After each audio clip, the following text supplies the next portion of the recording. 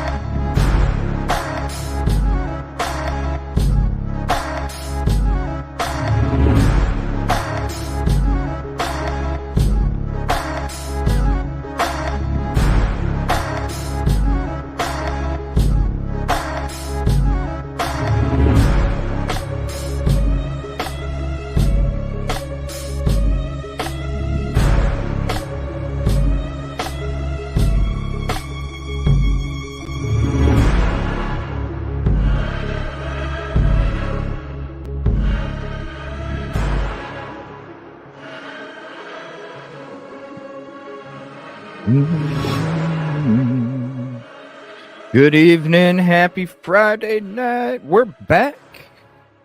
Good evening.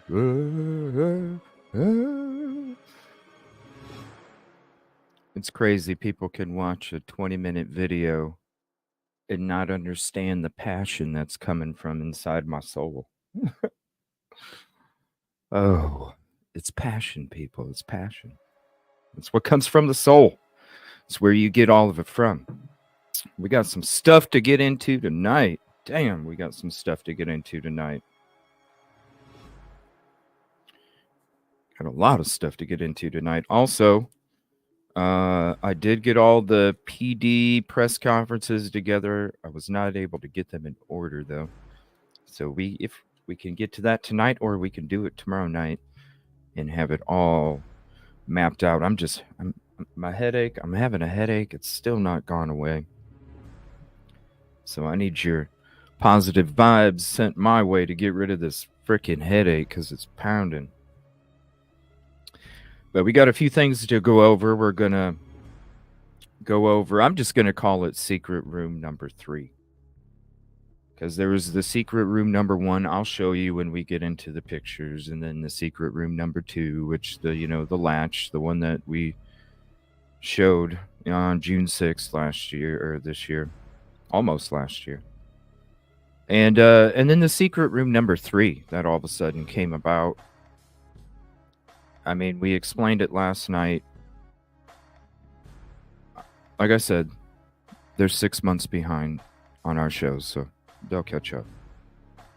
But I'm going to go ahead and re-explain that again tonight, and I'm going to show you guys from the pictures. I'm going to show you from the pictures what it was and what I said last night, and you'll see, yeah, damn, CJ's right. The pictures don't lie. I'm going to show them to you. It's like I'm doing the 2 truck window, 1 truck window again. You know what I'm saying? It's like I'm doing that again. All right. Well, not me, but we're going to do that. And I didn't give away a coffee cup earlier, so we're going to go ahead and give one away after I say hello to everybody. We're just going to give one away right away. So for all of you that hopped in, as soon as the notification went off, one of you is going to win a coffee cup. So after we do the hellos, we're just going to do a giveaway for a coffee cup, and then towards the end of the show, we'll do another one. Let me see here. So I'm going to share a couple videos.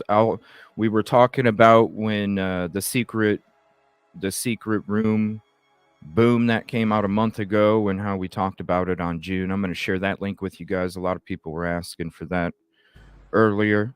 I'm going to go ahead and share that with you guys again. You're more than welcome to watch it. I even think that I think with this episode, we went into the secret room number 1. Then we went to the secret room number 2. Then we saw that there is no secret room number 2. We saw that there is no tunnels with the demo.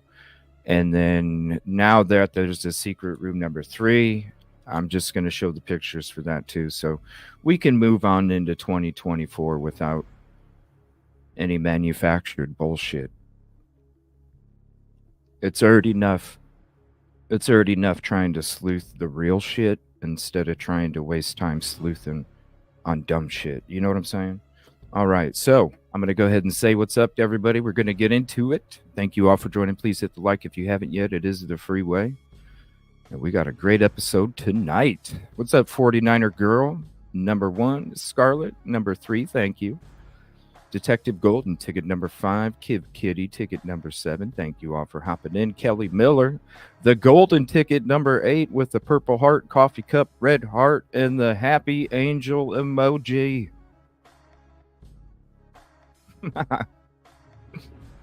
Oh, I'm so desensitized to boom. Don't forget to like it. Oh, thank you so much, Kelly. Katrina, ticket number 9. I was desensitized to the demo, and I've been desensitized to the boom. Ticket number 6, Animal, appreciate you. Gut Feeling, number 11, thank you so much. Double digits, baby, ticket number 10. What's up, Candy? Thank you for hopping in. Deb Ray, thank you for all your hard work, everybody, too. And all the people even the people that are just chilling in chat that all send me the information. For real, I appreciate you. I really do. Definitely go check out the video I put out earlier. I even supplied all the links in the video. Usually I just do it in the actual video while we're doing it, and then the chat replay will do it. But with the short videos, I wanted to make sure that I shared all of the links and not some fuzzy pictures. What's up, Mary Burns? Ticket number 7. Thank you very much. Tabby Cat. How are you tonight? Hope you all are doing good. Typically Unique, ticket number 15. Thank you so much for the kind words. I appreciate it. The community's been fire. The community, because I couldn't do this without you guys. I could, like, for real. That's why I say I call it contributions, because really, even if you're just chilling in chat, hanging out, it is a contribution, and I appreciate it, because Each one of you is the reason why I'm able to be here tonight and be here tomorrow and the next day and the next day and be here whenever you guys need me to. So I appreciate you. Yes, there is a new doc. Greetings to you, Root. Thank you for hopping in. Yeah, Judge. You know what I'm saying? The only judge that deserves to have the first name of the judge and then the last name of the judge. And the John, Judge John, Judge. Say that 5 times real fast. Saw someone calling out people. Dude, I know. I heard about that. Like, talking shit. That's why I was like, oh my gosh. Why are you attacking somebody else when... You know what I mean? And some of the community already... Dude, I'm sorry that I said that you should have said something about the different truck windows, buddy. You know what I mean? Like, I would hope that if I'm putting out a video for you guys, and I'm asking you, is this suspicious to you? And I have you compare a truck with 2 windows and 4 doors to a truck that has 1 window. I don't know. I would expect you to say, hey, CJ, those are 2 different trucks. You know what I'm saying? That's what I would expect. What's up, Kara Fro? How are you doing tonight? CJ, those are 2 different trucks. One has 2 windows and the other one has 1. You know, you're right. Thank you. I appreciate that. Because we're not perfect. You know what I'm saying? So don't get mad at me. Don't get mad at me because I showed you there's no fucking tunnels. You know what I'm saying? Don't get mad at me. You didn't see the truck windows either. So why should you know what I mean? So hey, whatever. They said your mind is not full of bathroom tiles flipping over. It's full of shit. Oh my god.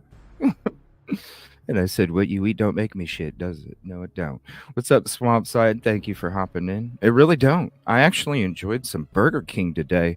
I know they didn't have that, and, you know, that's in my stomach, so. Hey, it is what it is. Bianca. Trust me, I've had some people reach out. What's up, Detective? What the hell?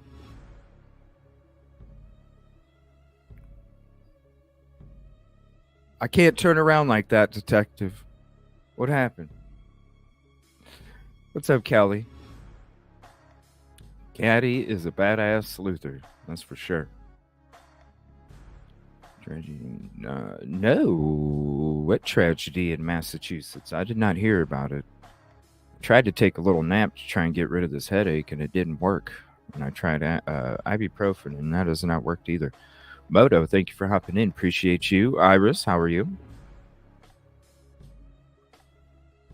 Good to see you too. What is up, AG? Thank you. Thank you for all your hard work for the true crime community as well, AG. Appreciate you.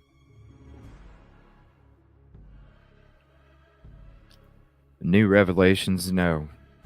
I mean, we've already went through it like last night. I'm going to show a little bit of it. I'm going to explain it in depth, show you guys the pictures. You know what I mean? And I'm going to show you guys this is not... Let's go into 2024 and let's sleuth the real shit. You know what I mean? Let's not organize a party to go from PA to Pullman for a knife. Let's not do it. Let's put our shit in real areas that'll make a difference. What's up, Diana? How are you? Last night is a blur. Oh, I'm telling you, you guys, if you missed last night's show, we had freezes. It was a freezy episode last night. For real. What's up, Angel? How you doing tonight? It was a freezing cold episode last night. Freezing cold. Burn. Got some interesting stuff though about this secret door number 3. What's up, number 17? Thank you. Appreciate you. You can't put tea in a coffee cup.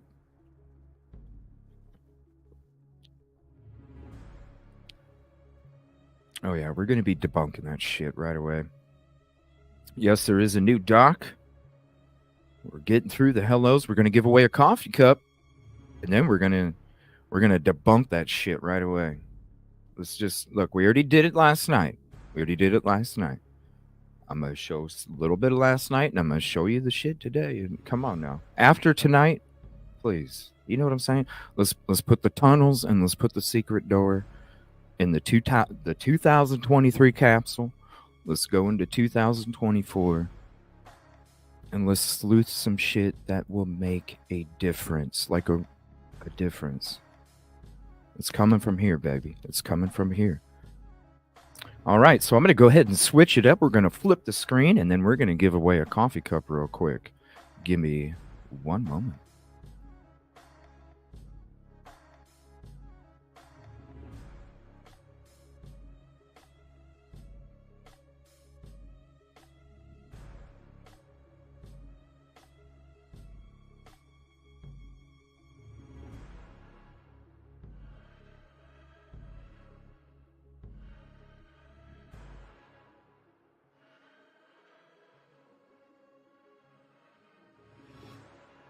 All right, so if you want to enter to win a coffee cup, I'll show you the coffee cup after the winner is chosen.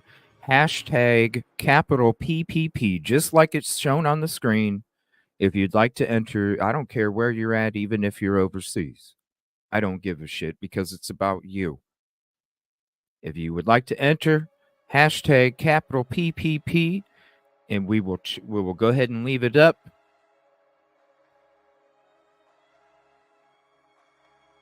And we'll just sit here and hang out. We'll just chit chat for a few minutes. So we do have some new documents to date. Now, I told you guys that I was going to share the episode, and I'll flip back and forth. We're going to have this giveaway up. Like I said, here, let me put up a message here.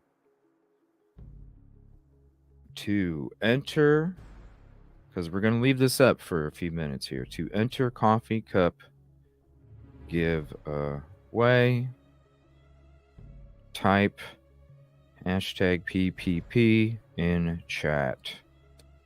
There we go.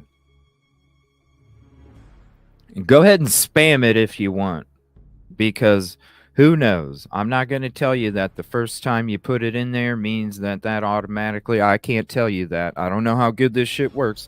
You know StreamYard, everybody. You know StreamYard. So, you can put anything in the Evil CJ Show coffee cup. It's just a cup, Moto. And anybody that does win any of these coffee cups, you get your own specialized logo. I send you the picture before I hit the order button, and it's completely customizable to your liking. And it will have the colors you choose as well, and that comes down to the logos and your own personal name on your coffee cup just for you. Hashtag that capital PPP. And I'm going to leave that up there, and I'm going to switch to something here real quick. Now, like I said, we talked about this secret door number 1, secret door number 2, all right? The one that has the latch on it, right? This room that has the latch on it, you know which one I'm talking about. The room that has the little latch on it when you click on the picture. Guess what? This was June 6, 2023. We've already discussed it, people. Okay, so if you got some time this weekend, like I always encourage everybody that joins the show, please make a special playlist for our show. Every time I drop these links, just click on it real quick, add it to your ECJ playlist, come back and chat. Check this episode out in the future. We go through it all. There's maps, there's drawings, there's the first door. I'm thinking it's down. I'm thinking it's the other room. That's number 1. Then number 2 is in this room with the latch. Okay. All right. Now there's the third one after the demo. We already debunked it last night. We're going to show that. So again, June 6, 2023. Check this episode out sometime.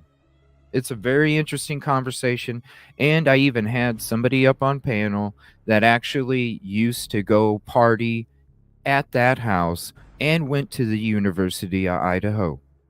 Okay? Go check it out.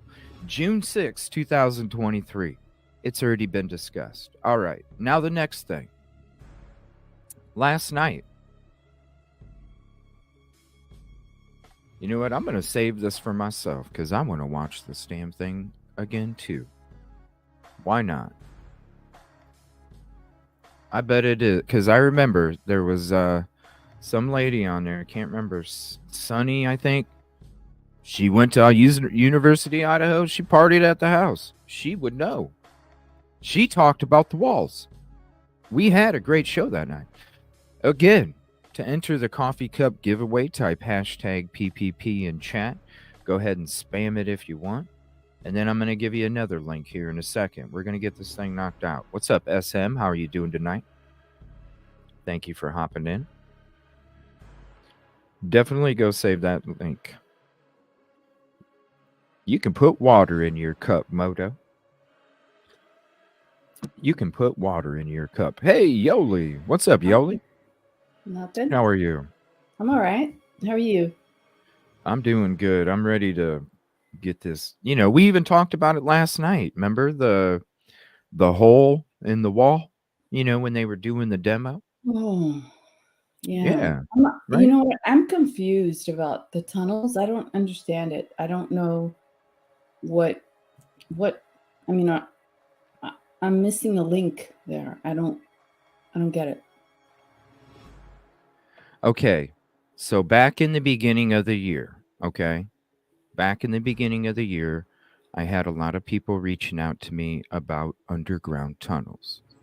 I'm talking February, March, okay? Mm-hmm. Now, during that time period, I would say, and I never even really went into it because I've already watched the documentaries on tunnels, underground cities, and I'm like, it's not, people are making something out of nothing. I already, back then, I'm like, every city has tunnels. You know, I've already experienced it before. So I didn't really put too much into it.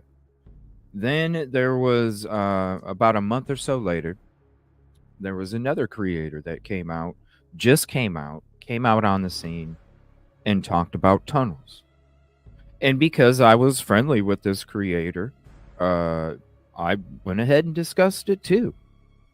But I always tried to help everybody understand back then that every city has, you know, everything that I've said last night, I was saying back then.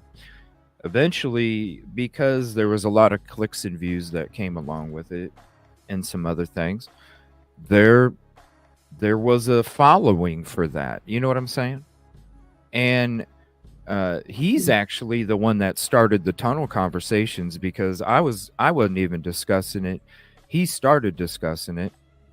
I was kicking it with him. I'm like, I'll go ahead and discuss it because I explore all thoughts, theories, and opinions. Yeah, I think that, you know. But when I seen what I seen, I'm like, okay, bro, like there's not anything more than this. So let's not. No, we need to. No, there is. I'm going. You know, all sorts of stuff. So I'm like, okay, dude. Well, you know what? I've already seen what I've seen. There ain't no damn tunnels leading to the damn house. I don't need to explore it anymore, and I'm not going to sit there and put it out to my community of something that I know doesn't exist. I can't, in good conscience, do that. And so that's when me and him kind of split paths or whatever. No hard feelings, right? And then all of a sudden, a month or two, you know, all of a sudden it's like more booms and more booms. And this was a conversation from somebody else from the springtime, summertime, and it's just getting to be like, you know, the last few nights. I mean, I get it, I understand. I'm not saying tunnels don't exist there. I've just always said from the very beginning that there's no tunnels that go directly to the damn property. There's no tunnels that go directly to the damn, quote, secret door. Are you fucking crazy? They use it for steam. Do you know how dumb you would be to even walk 10 seconds in the fucking steam tunnel? Well, I'm just saying. It would hurt, dude. It would hurt. Well, that's if you survive the burns. I'm just being real. Well, I'm not sure what, if anything. I mean, even if there were, let's Yep, Mama. assume that there was a tunnel that There led to are the tunnels house. there's tunnels that go around the house, Around. Okay, but let's assume but not to the house. yeah, let's entertain the thought that they go to the house. Just pretend.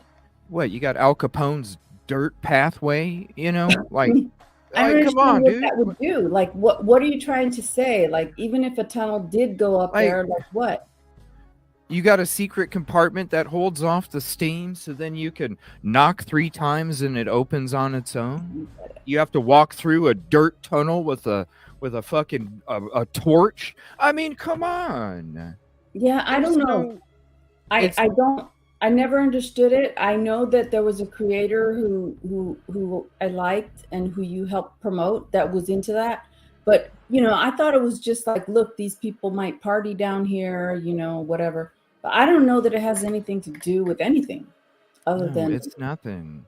It's isn't there nothing. some kind of And tour you can take? I thought there was some kind of tour you could take. well, we're gonna take another freaking tour, Yolie. We did last night because this is one of the things. I'm gonna give this coffee cup away real quick, okay? So if you want All right. to, and you just got in, hashtag capital PPP to enter for the coffee cup, and I'm gonna hit the draw button, and we're gonna see who wins real quick. Then I'm gonna show you guys. Down, huh? I'm gonna. You already got one. It excludes all previous coffee cup winners. Because I want it. Well, yours it's still coming. I'm waiting for yours to come in the mail. Yvette's just went out in the mail. So we got hashtag it again. What'd you think about the cup that I made for you with your customizable logo? Did you like it? Mm-hmm. Yeah. Yolie Medina. Yeah, customized logo like it's a red marker and you're at the office, you know? I wanted my screen name or whatever this is to be Funky Cold Medina. Oh, yeah. You know that song? The rap song? Yeah. But I thought, no, maybe I'd get in trouble for using that name. No, you wouldn't get in trouble. No, but that's what I was referred to as Funky Cold Medina. Ticket number 49. You should put attorney under Yolie, though, because I always see you have Yolie. You should put, like, attorney or something. All right. It doesn't matter. When I'm on here, I'm just like everybody else. No, you have expertise, Yolie. Please be quiet. Quit being so humble. All right, we're going to do this giveaway. Ready? We got 27 inch. Okay, so in response to SM about why is a tunnel such a big thing these days? Yeah, I don't get it. That's my whole point. I don't get it. Because it gets the views, and you know what you get with views? You get this. Okay?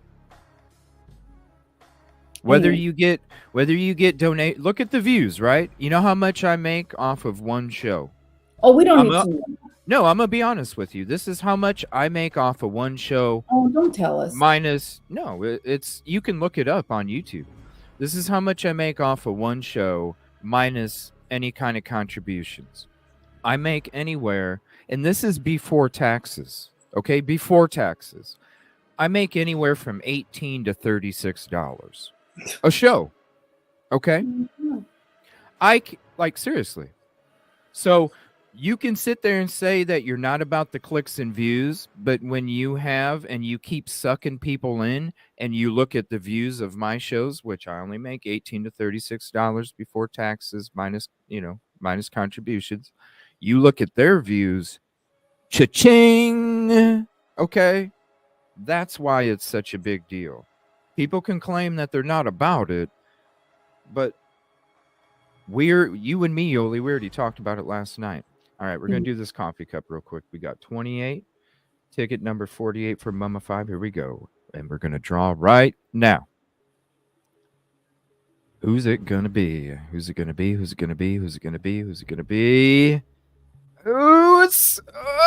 Katrina Miller just got the coffee cup. Holy crap. All right, Katrina, if you want to do me a favor, send me a DM and we will get it set up. And then what I will do me a favor. Oh, look at she's so cute. DM me the color of logos you want, and DM me the colors, your 2 favorite colors, and DM me what you want on your coffee cup. Okay, Katrina? And we're going to give another one away later tonight. Thank you all so much. I appreciate it. I'm sorry I've been sidetracked. Who knows? We got one more coming later tonight, and you might be the lucky winner. Thank you so much, Katrina. Thank you for being a part of the community. And just ask Yolie. It's a fly cup. Yeah. All right. So speaking of, when we discussed this last night, this is us talking about this hole. Okay. Okay, so I'm gonna get confused here. Okay, so this is last night. This Okay. hole. Yep. This is last Remember night. when we were talking earlier and it came to that hole? This We'll is last show it night. here. This hole that was underneath. It was underneath Kaylee's window. This hole right here, right? You guys remember we were talking about that? All right, so we're gonna go upstairs. We're gonna see. And what I'm going to do is I'm going to let you guys see this. Then I'm going to take you to the new stuff. Really, it's not new because it's other stuff, but it's a better view of it and a better explanation. And it adds on to what we say right here.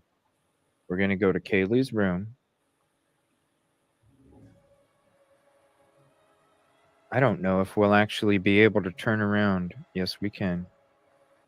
Now, this is what doesn't make sense. Secret passageway and some hole to deliver substances and all this. I really wish I could walk through here. It sucks you can't walk through here anymore. I need to go through my old videos because I know I walked around this thing like crazy. Yeah, I did. Hold on. Let me just pull this up.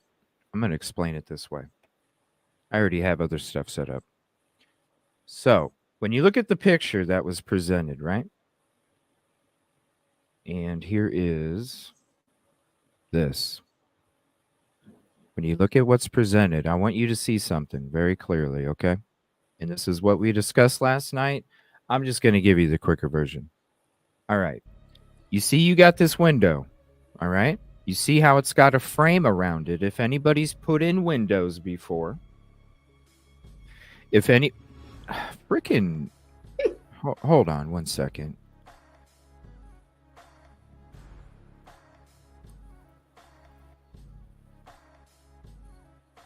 All right, there. So if anybody's done windows before, you know that that is a window frame, okay? So when you're looking at the window, right? I want you to see something. You see the closet, right? You see a closet. No? Look, you see a doorway. You see a doorway, right? Where's the closet? You see a doorway on this side of the wall, right? You don't see the doorway in the middle. You don't see the doorway on the side that's furthest away from us.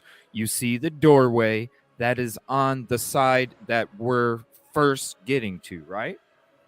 You see that? You Yeah, that? I do. Because it's missing the wall. Mhm. It's missing the wall. So this doorway is going to be against the wall that's missing, okay? Very important.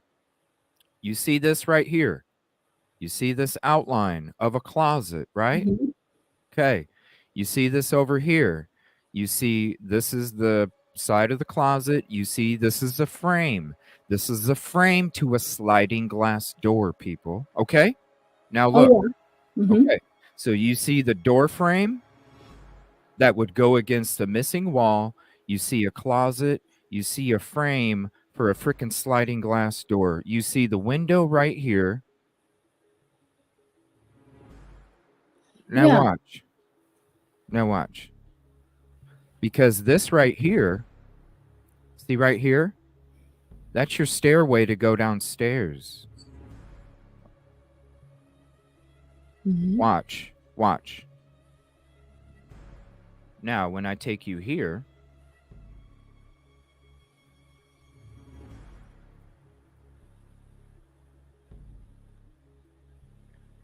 do you see a doorway that is on the side of the wall that would be missing? Right? Mm-mm. Yes, you do. Okay? I don't. You see What- the doorway that's missing where? you don't see. Oh, it's not showing it. Hold on. Yeah, it is. Okay, hold on. Let me switch back. It's going to be a pain in the ass for me to switch back and forth. Hold on. Okay, I got to set this up. Okay, so when you're looking at this picture, you see a doorway. Yes. I understand. Yes. Okay, you see the little notch. Yes. You see the little notch where the freaking door thing goes in, the little knobby, right? You see this right here. You know what these are? This is the top of the stairs, okay? Yes. Right? Okay, this is the side that covers you when you're going to Maddie's room to the stairs so you don't fall down, okay? All right, so again, we got the doorway against a wall that is already missing. We have the closet inside. We have the frame for the sliding glass door. We have the window, and we have what I call a corner that was cut during a shitty build, and you know it was a shitty build because look how the thing fell down. It's not rocket science, okay? So now, when I take you to this, and I show you, guess where the little notch thingy would be? Right where I showed you on the picture. Look where the hallway is. Right where I showed you on the picture. Look at the door that's supposed to be against the wall that's missing. Right there that I'm showing you. You turn over here. What do you see? You see a freaking closet. What do you do? What do you see? You see this right here? Look at this right here. You see, I want you guys to pay attention to this, okay? See this angle of the closet, right? And see how it angles back, okay? See how it angles back? And then you see the frame of the sliding glass door. Take a mental freeze right there. Now watch.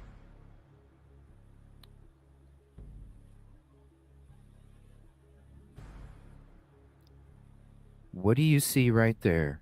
You see the same structure of the wall, you see the same angle, and you see the same frickin' door frame. Well, can we please move in to 2024 without any more fucking tunnels or any more secret doors? Because I'm telling you right now, if the secret door was where Kaylee's knees are, and it leads to where? Oh, it leads to a piece of fucking drywall that wasn't put up because it was a shoddy ass build and it was cut corners to keep it as cheap as possible. Yeah. There's no secret door. I'm not. I don't. In any event, I really didn't understand. I don't understand. I never understood how the tunnels. Freeze. I don't get it. But I do see what you're saying, and it was. I mean, I think remodels, the way they remodeled this place, there's like a lot of empty, like space, like hollow space, and I think that's what accounts for the echo. Because I saw the video of the girls and they're laughing and whatever, and there's like an echo. So I don't know. I don't get it, but I see what you're saying. It's consistent. I'm gonna do it even better. I'm gonna save this photo. I'm gonna email myself both of these photos, and I'm gonna go side by side for you guys, so you guys can really see it. And I'm not gonna sit there and call anybody's IQ or question anybody's. You know what I'm saying? Well, when it comes to visual spatial, to visual spatial stuff, I'm like behind on that. But I do see it here, and I do see that hole, the one to the right, like to the right of the screen, it's a window that was a push up and down window. It was a window. I know those windows because I had them. Right, and there's a frame around the window. And it shows both of them right here. Never mind. Look. Yeah. I think right there. Yeah. And I think there cool. was before it got to the bare minimum, I thought I saw that it was like a slide up and down window. But anyway. I mean, that's it right there. Yeah. It's the same. Well, yeah, where did it go? But the relevance of it all, I don't understand, and it doesn't make sense, and I never found the connection, and Well, it's like yesterday in my mind. I'm like, how in the hell? Because when you're, let's be honest, I'm gonna switch it back over here. When you're looking at this, right? This is the house tour. So let me go to a different room. Let me go to the room downstairs, because I was talking about Zaina and Ethan's room, right? But it's still the same part of the fucking wall, Yeah, see, and I will show you. Okay, so here's their bedroom. Okay, again, you look at the. I'm sitting here going, oh, it's this door, and then the secret would be right here, right? Like this would be where the shitty part of the build would have been, because the window would be up where this part sticks out. So in my mind, they're like, they didn't even put drywall over it it's because hollow. it was being hot. Yeah, it was already hollow, Yeah, right? it's hollow.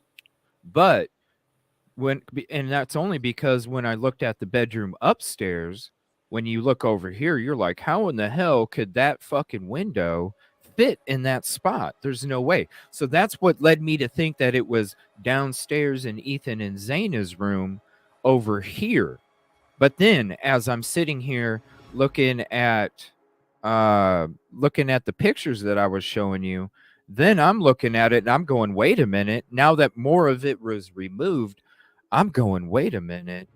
No, that's the picture of the frickin' closet and the sliding glass door. That's not a secret fucking room. We've already said that it was a shitty build. I've been telling you guys forever that there ain't no damn way they didn't hear screams and stuff that went down because of how shitty these builds are. I witnessed it myself. I would see the corners that would get cut. You know what I mean? Like if you all are buying a home and you're having people build it, I suggest if you have the opportunity to hang out there the whole fucking time while they're doing it, I suggest you do, because you will see. I guarantee you knock out half the corners that are getting cut just from you being there, and that's no lie. But that's it. There's no reason. We're 2 days away. We're a day and a half from 2024. Let's Yeah, get but on without the tunnels and the freaking secret rooms, man. because even if there was, okay, let's assume that there was, just for entertainment purposes, let's assume that there was. Okay, what are you trying to say? I don't understand. Like, what are you trying to say? That there was a secret tunnel and that's how they left the crime Yolie, scene, or that's how they came? I mean, it doesn't make no, any it's sense. just it's that's what I mean. Like we you know how hard it is. Like you have your busy everyday life. Everybody's got their busy everyday life, and then you want to contribute, right? So you do sleuthing and you do your own stuff, right? That stuff takes time away from the stuff that we all have to do in our real life, right? And because of how important that is and how much that means to me, that everybody does take times out of their day to do that stuff, the last thing that I want to do is sleuth or go down shit, or have anybody waste any of their time going down holes that you just don't need to go down, because our time is limited. You Yeah, know? and I will admit that I'm a fan of a certain creator, but when that creator starts going down looking for knives in the ice cold lakes and secret doors and secret tunnels, there's no connection with the secret doors and secret tunnels, and looking for knives in the ice cold water doesn't make sense. That knife was probably somewhere in It's the house. probably at Queen Road Apartments. Probably. And you know what? Probably. There was a picture that I think Lana posted. Shout out Truth Transparency. Yeah, she posted this picture. And at first it was a picture of the house being demolished, but then you zoom in the background and there's some lurkers. It looks like police. There's some lurkers. Oh, I'm sure. It's exactly what you said. It was like you can't see them, but you can't see them in the original picture, but then you zoom in and there they are. You see them. Mm-hmm. Yeah. Oh, I wish I could show that picture. It was just... It's creepy as hell. Like, even when I remember going there, I'm just like, oh my gosh. It just, every time that I turned down Taylor Avenue and I would see the Sigma Chi lights on the building, and I'm heading down Taylor, and I'm going past Linda Lane and Blaker and all that. I'm just like, it just, and just, you know, parking back there and really like, Yeah, you know, if I, you look at that picture, it would really kind of it goes Which with that one? insect theory that you're talking about. which one? What It's picture? on Lana posted it. It's a picture of the demolishment of the house being demolished, and then there's a second picture, and it's zoomed in the forest. You see these guys standing, and it's like, what? Hold on, let me check. Hold on. We'll get into those documents here in a few. Shout out Truth and Transparency. Let me see. And if we don't get to the PD stuff tonight, I'm going to have it extra prepared for tomorrow night. Because I don't have it in order, but I do have everything together. So definitely going to be, that's going to be a good show, going through all the Q&As from all the press conferences. All right, so there's the link, Truth and Transparency. So it was a community post or what? Yeah, it was a post. All right, let's go. Community post. I'm so glad I got me a paper from the year anniversary of everything when I was there. When I went to A&W and I ate at that A&W in Moscow, I got me the local newspaper. Where is that? I know that's sitting in my suitcase still, I think. I don't want that thing to go away. I don't see the picture. What? Yeah. Right here? This? No, it's I could, let me see on my phone. Yeah, if anybody has it, go ahead and send it to me. Oh, it wasn't screen sharing. My bad. Yeah, I didn't see any. Does anybody know like when it was posted? Let me get to chat here real quick. So I hope we can be done with it. You know what I mean? Who won the cup? Katrina Miller won the cup. Shout out Katrina Miller. What's up, 426 Hemi? Love the icon photo. Gosh. It was a shit build, and that's what we were saying last night. They cut corners. You know what I'm saying? When I was there, and this is when I first really realized how shitty the property was. When I went there, okay, and I was back there taking photos, and I was walking around the crime scene tape, walking in between 1122 Queen Road apartments, walking down the side there. You know, I was taking photos, all right. And as I'm looking at the third floor deck, and I'm seeing on the edge of the third floor deck that the wood is literally rotting and like splitting at the ends, I'm like, wow, this has got to be a shit fucking build. That's when I started realizing how shitty of a build it was. Yeah, shout out AG. We'll go ahead and share that post on Twitter again, showing exactly the acoustics in that property from TikTok videos from them themselves. And then Dylan has something special to say at the end, you know. A little jab, I suppose. Okay, so I sent it to you by email. All right. By email. Let me get to it. It must take a minute. We'll give it a minute here. Let me get to the kind of... Which pic are you talking about?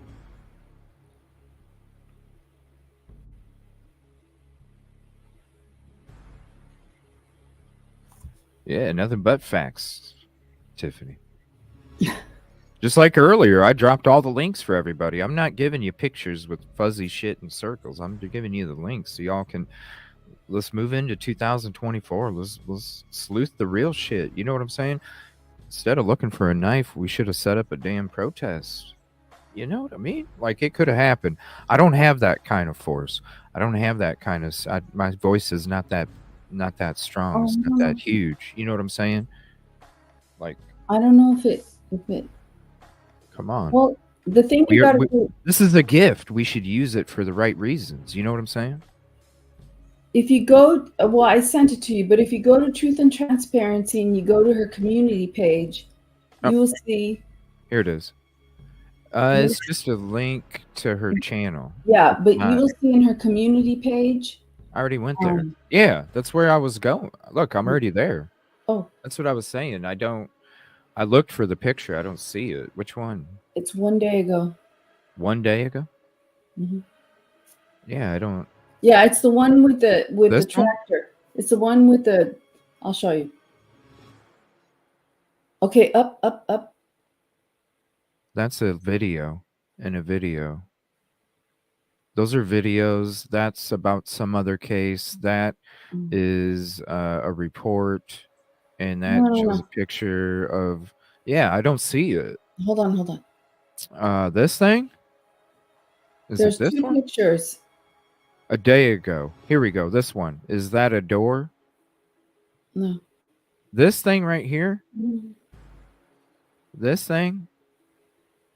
Yeah, we've said that looked like a damn door. Remember when we were looking at it before? I mean, hell, back in June 6th, I was saying it was a latch for a door. Remember? We were discussing what kind of latch it was when we talked about it early, a while back. Me and her were discussing what kind of latch it was.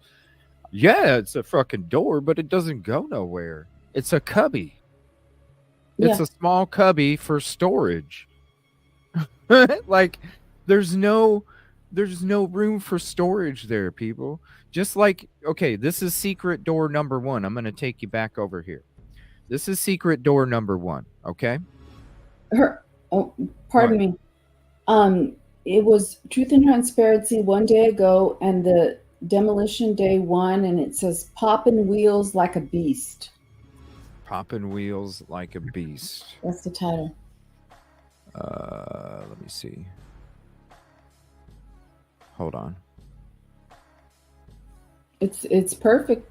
The incel Poppin' theory. Wheels like a beast. What did maybe my membership run out or something? Because I don't see that. Look, I don't see Poppin' Wheels like a beast. Maybe my membership ran out.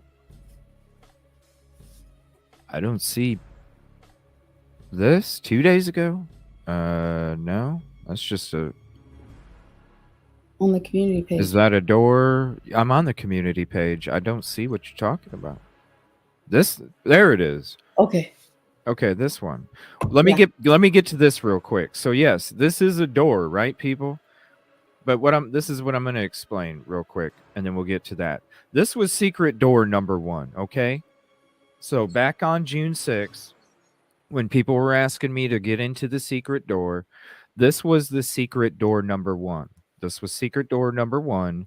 Then you go over to where secret door number 2 is, right? And that's where when me and Yolie were discussing what kind of latch was there. So that's secret door number 2. So that's why I refer secret door number 1, secret door number 2. Now, when it comes to all these, quote, secret doors, these are just storage spaces. Where's the storage space in this room? Where's the storage space in this room except for up there? There's nothing. That's why they have these little cubbies. That's why they have them. They're not secret fucking rooms that lead to tunnels. They're there for people to have storage because there is no storage there. Yeah, I don't get it. I don't know. So, all right. So now we're going to get to that one picture you're talking about here. Popping wheelies or something. Where did it go? There it is. Okay, so this one. The second picture. The second picture. Mm-hmm. You hit that little arrow. There's an arrow, yeah. See all that? Right, yeah, that's officers. Yeah. That's probably one of them that wears the sunglasses on the back of his head. There's 4 of them. There's 4 of them. Yeah, they're watching. Yeah, and if you go back to the original picture, you can't see them watching. This is like a Yeah, that's them standing behind. That's them standing up in the parking lot, right? Right. So yeah. See that? Okay, so that goes with your incel theory that you can just you can't see them. You can't. Especially if somebody's sitting in a car. Right here. This is me sitting in a vehicle. This is me sitting in my vehicle with the lights off. No, man. You ain't seeing me, yo. You ain't seeing me. So there's people lurking in the background. Even during the day, you can't see them. Unless you zoom in like she did. Or... No, nobody was digging that. Nobody digs that truth and transparency here. We love her. This is this was using a photo to show she was using truth and transparency. I don't know how people can get this misunderstood. She was using a photo for truth and transparency to compare my incel theory and how nobody could see you. And that's why I just showed you this video, because this is me parked at the back of the property showing you guys that nobody could see you. Especially nobody could see if you. you're in a car. Yeah, no. The dig is at the fucking theatricals that are creating shit for communities that don't need to be sleuthed, because it's there's no reason for it. All you have to do is do a little bit of homework. You know what I'm saying? Mm-hmm. Like, just like tonight when I'm showing you guys the freaking this. You know? This is homework, people. This is homework. So basically, this is homework. And I mean, we can't make other people understand if they don't get it, but you know. So it's like, no, I don't want people to sit there and spend a half, because I don't like spending a half an hour. That's why I quit, because I'm like, dude, I'm spending a half an hour when I could have spent a half an hour on some other kind of shit. You know what I mean? And that's where I get upset, because our time is limited. And just to set the record straight, I was using that photograph of Lana's on her. Give me the proof. Page. Give me the proof. Page to show that how easy it is for somebody to be spying on that house, and you can't see them even during the day. I mean, she had to like zoom in on that picture, and you see there's people back there. I mean, imagine if you're in a car. Right here. Look, I just turned my headlights. Even with my headlights turned on, I'm in an SUV, which I'm higher up. Even with my headlights turned on, I still can't see you behind the fucking tree. Right. You know what I mean? Yeah. You ain't seeing me. You ain't seeing me. That's why when I was out there, at first, this is where my incel green car. Yeah, the green car. This is where my incel theory at Queen Road came from. Because first, from the beginning of the case, when I thought the person was riding a bike, and I'm talking in freaking November, okay? In November, I'm sitting there going, this person had to have kicked it in the back right by that blue car, and I'll show you guys that too. I always refer to this damn blue car. I'm sitting there saying, yeah, I'd be kicking it in the back next to this blue car. And I bet you this person, you can go back to my videos from back then, and I'm sitting there using the same Google shit. You can literally go right by this blue car. I bet they were hiding in these trees, just chilling, watching everything through all the windows. And then that's where they slipped out. That's where they changed their bag. That's where they changed their clothes, their outfit, whatever. And then they moved on, right? And then when BK was arrested, then all of a sudden I'm like, well, that's where the dude parked then, right?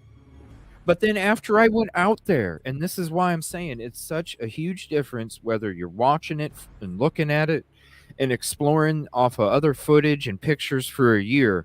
When I got there and I parked right where that blue car was at, and I had this image, and I went, holy shit, this dude, people park here. This is people that park here live at Queen Road, because I watched them while I was getting footage every day. I watched who came to the cars. I saw who came to the cars, when they came there, when they left, all these different things. And I'm sitting here going, holy shit. When I'm pretending and I'm trying to put everybody in the moment that night when I showed this footage, and I'm sitting there going, man, I wouldn't be surprised if he was sitting out there smoking a cigarette or a cigar, whatever, just having a quote excuse to be out in a vehicle for no reason, while he's sitting there watching And as I'm sitting there, like, given that visual, I'm sitting there, I'm like, holy shit, dude. Like, it creeped me the fuck out, because it almost felt like, holy shit, this is what took place. And then all of a sudden my mind's like, yeah, this is an incel at Queen Road, because they didn't stalk these girls. They came upon them because they were just going to park in the parking lot where they were supposed to park, where they live, and they continued to get jealous, and they continued to have connections, even though it was only a one-way connection. Because even though you're sitting there and you're watching through the windows and the sliding glass doors, or even outside on the cement patio, to that person that's sitting in that vehicle, quote, stalking, they're creating their own intimate connection with people that don't even have an idea that the intimate connection even exists. That's where you get what you get from what took place. It could be a duck too. It definitely could be, detective. But when you're looking at it, I'm sorry. It's not a duct, because if it was a duct, would it not have space behind the hole so then air would have an opportunity? I'll go back to the picture here and I'll show you guys again. It's not. It could have been, but I'm telling you right now, I really highly doubt it, because this is why. When you're looking at just that teeny amount of space, okay, you're talking about Tyvek. You're talking about a minimal amount of Tyvek. So you're telling me that that air is only going to have an inch or two of space to move through? No. If you're talking about air ducts, you need at least 5-6 inches of space, maybe 4, in order to have correct airflow, because the last thing you want to do is have an air duct that only has 1 inch of space, and then somebody accidentally drops a couple socks down there and all of a sudden there's a humongous clog. It doesn't. No. I understand, and I totally get where people are coming from with the air duct, but look at the air ducts. When you look at air ducts, it's a lot more than just this little space, just the little space that exists between what was there and what's not there. Unless this was the air duct, and I'll go back to this screen, because maybe this was. If we're going to excuse me, if we're going to here, okay? If we're going to here and then we're going to here, and like I claim right here, then yes, is that not a possible air duct? Because like I said, it's either at the bottom of her window, which when you look at the pictures again, I really truly believe, because I really don't think it's part of this anymore. When you look at these pictures and you see the difference between, see the floor right here? Okay? You see the floor? You scoot over, you see whoa! You scoot over and you see the floor, okay? It's not in E and X's room. This is underneath the window in Kaylee's room. Look at the floors, okay? So I don't think when you're talking about air ducts, yes, it could be a possibility. I don't think it's very much of a possibility. I believe it is a shitty build where they cut corners, and they used to have a window there, and during a renovation in the past, they just decided to throw up a piece of fucking drywall in front of it, and that was it, instead of cover it up. It's that simple. It saves money. It's a shitty build, but it is it is in Kaylee's room. It's already proven with both of these pictures right here. It's in Kaylee's room. It's underneath the window. You just look at the floors. Let me see here. What else do we got? Okay, shout out again, AG. I'm going to share this again real quick.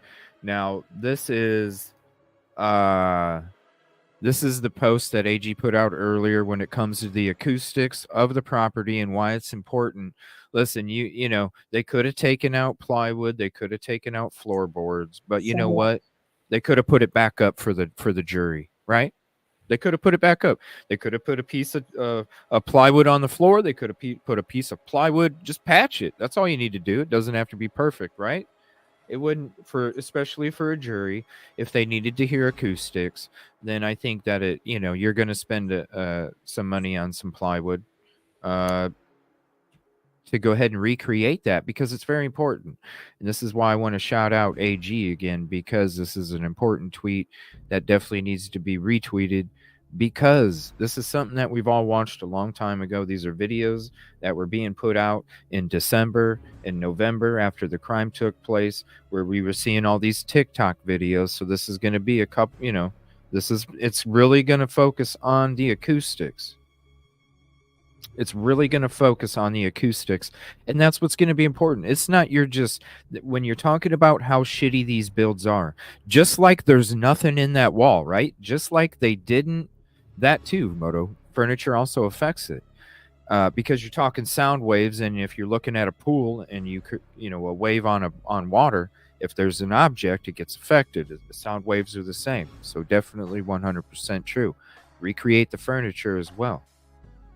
But when it comes to this is when you don't even cover that up, okay?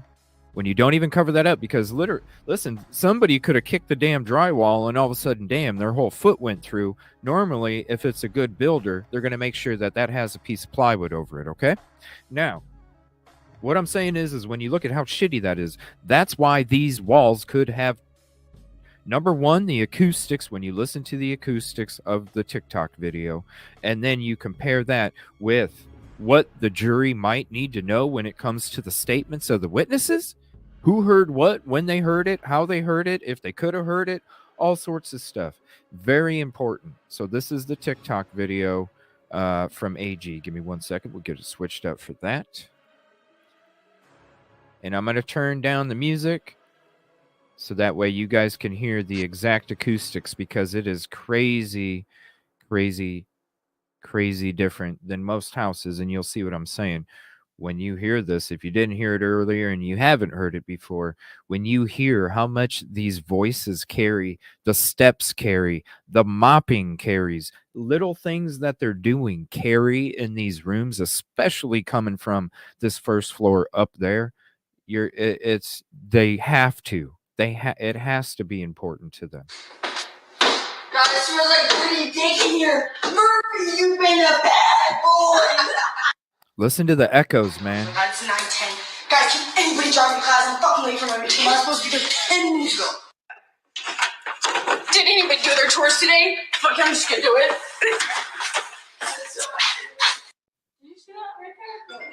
Oh, shit, you guys. It's 8. Gotta go. Jake's calling. Oh, Jake's calling. Oh my god, I look horrid! The echoes. You look so cute. Get out of here. You seriously gotta get out of here. You're fucking stinking this shit out. Hey guys, I know I talk about myself a lot, but what would you guys do in my situation? Damn, where are you going? Yeah, I gotta go pull you out. Failed 2 of them already. Does anyone do a wine night? Let's just do a wine night. Yo, is it okay if I have a party? Just 3 or 4 people at most. Yeah. And then just a little party, 3 or 4 people at most. That's her giving her little jab about it. It sounds like it could be oh, man. But the echo. It is partially a shitty mic, but I wouldn't say that shitty. Because these phones ain't, the phones that we have these days, these things are as much as a used fucking car back in the day, all right? These new phones are as much as a used damn car back in the day. They got good microphones, they got good cameras. The echo still. But you got to think about it. Even if you go to Walmart and get yourself a Samsung at Walmart, it's going to have a great fucking camera, you guys. I know because I went and got one before I went out to Pennsylvania for the manhunt, and everybody was like, "Damn, that camera's nice." Well, yeah, guess what? It's a Walmart Samsung phone. So, listen, if you can get a good fucking camera off a Walmart Samsung phone, then you know you can get a good camera and microphone. But it does. It's what I think what it is the acoustics is what really made the camera or the microphone sound shitty. It's the acoustics that made it sound shitty, not that but who knows? We don't know what model of phone it was, but definitely acoustics. So I wanted to share that with you guys. Let's see what else we got. And we got those documents. Let's read through those real quick. All right. I think we're done with the tour, right? We're done with the house tour. We're done talking about the secret rooms. We're done talking tunnels. Do you guys want the links for the tunnels? I'll drop the links again for the tunnels. Or I'll just drop the video for you guys, and then the tunnels are all, or the links are all, the tunnels. The links are all in the description if you guys want those. Let's see. Let's switch to the documents here. See what we got. Now, I haven't read them yet. Has anybody read the documents? Have you read them, Yolie? No, but I know I saw titles of them, but I didn't read them. So there's just one.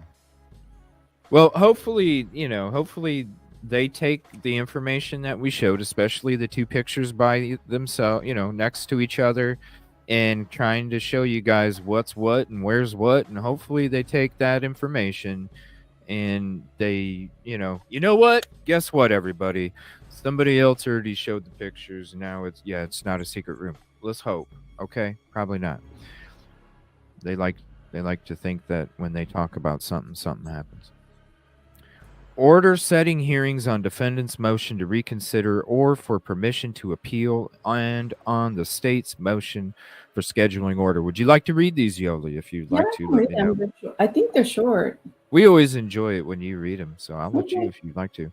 They hear my voice every day. They don't get to hear you every day. Okay. So I'll go ahead and scroll it if you want. Yeah. They love hearing you.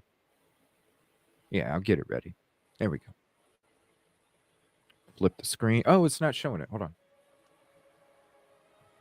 All right, we'll flip this. Get this ready. There we go. Okay. Doc time. So this is the order setting hearings on defendant's motion to reconsider or for permission to appeal, and on the state's motion for scheduling order. Okay, you can go down.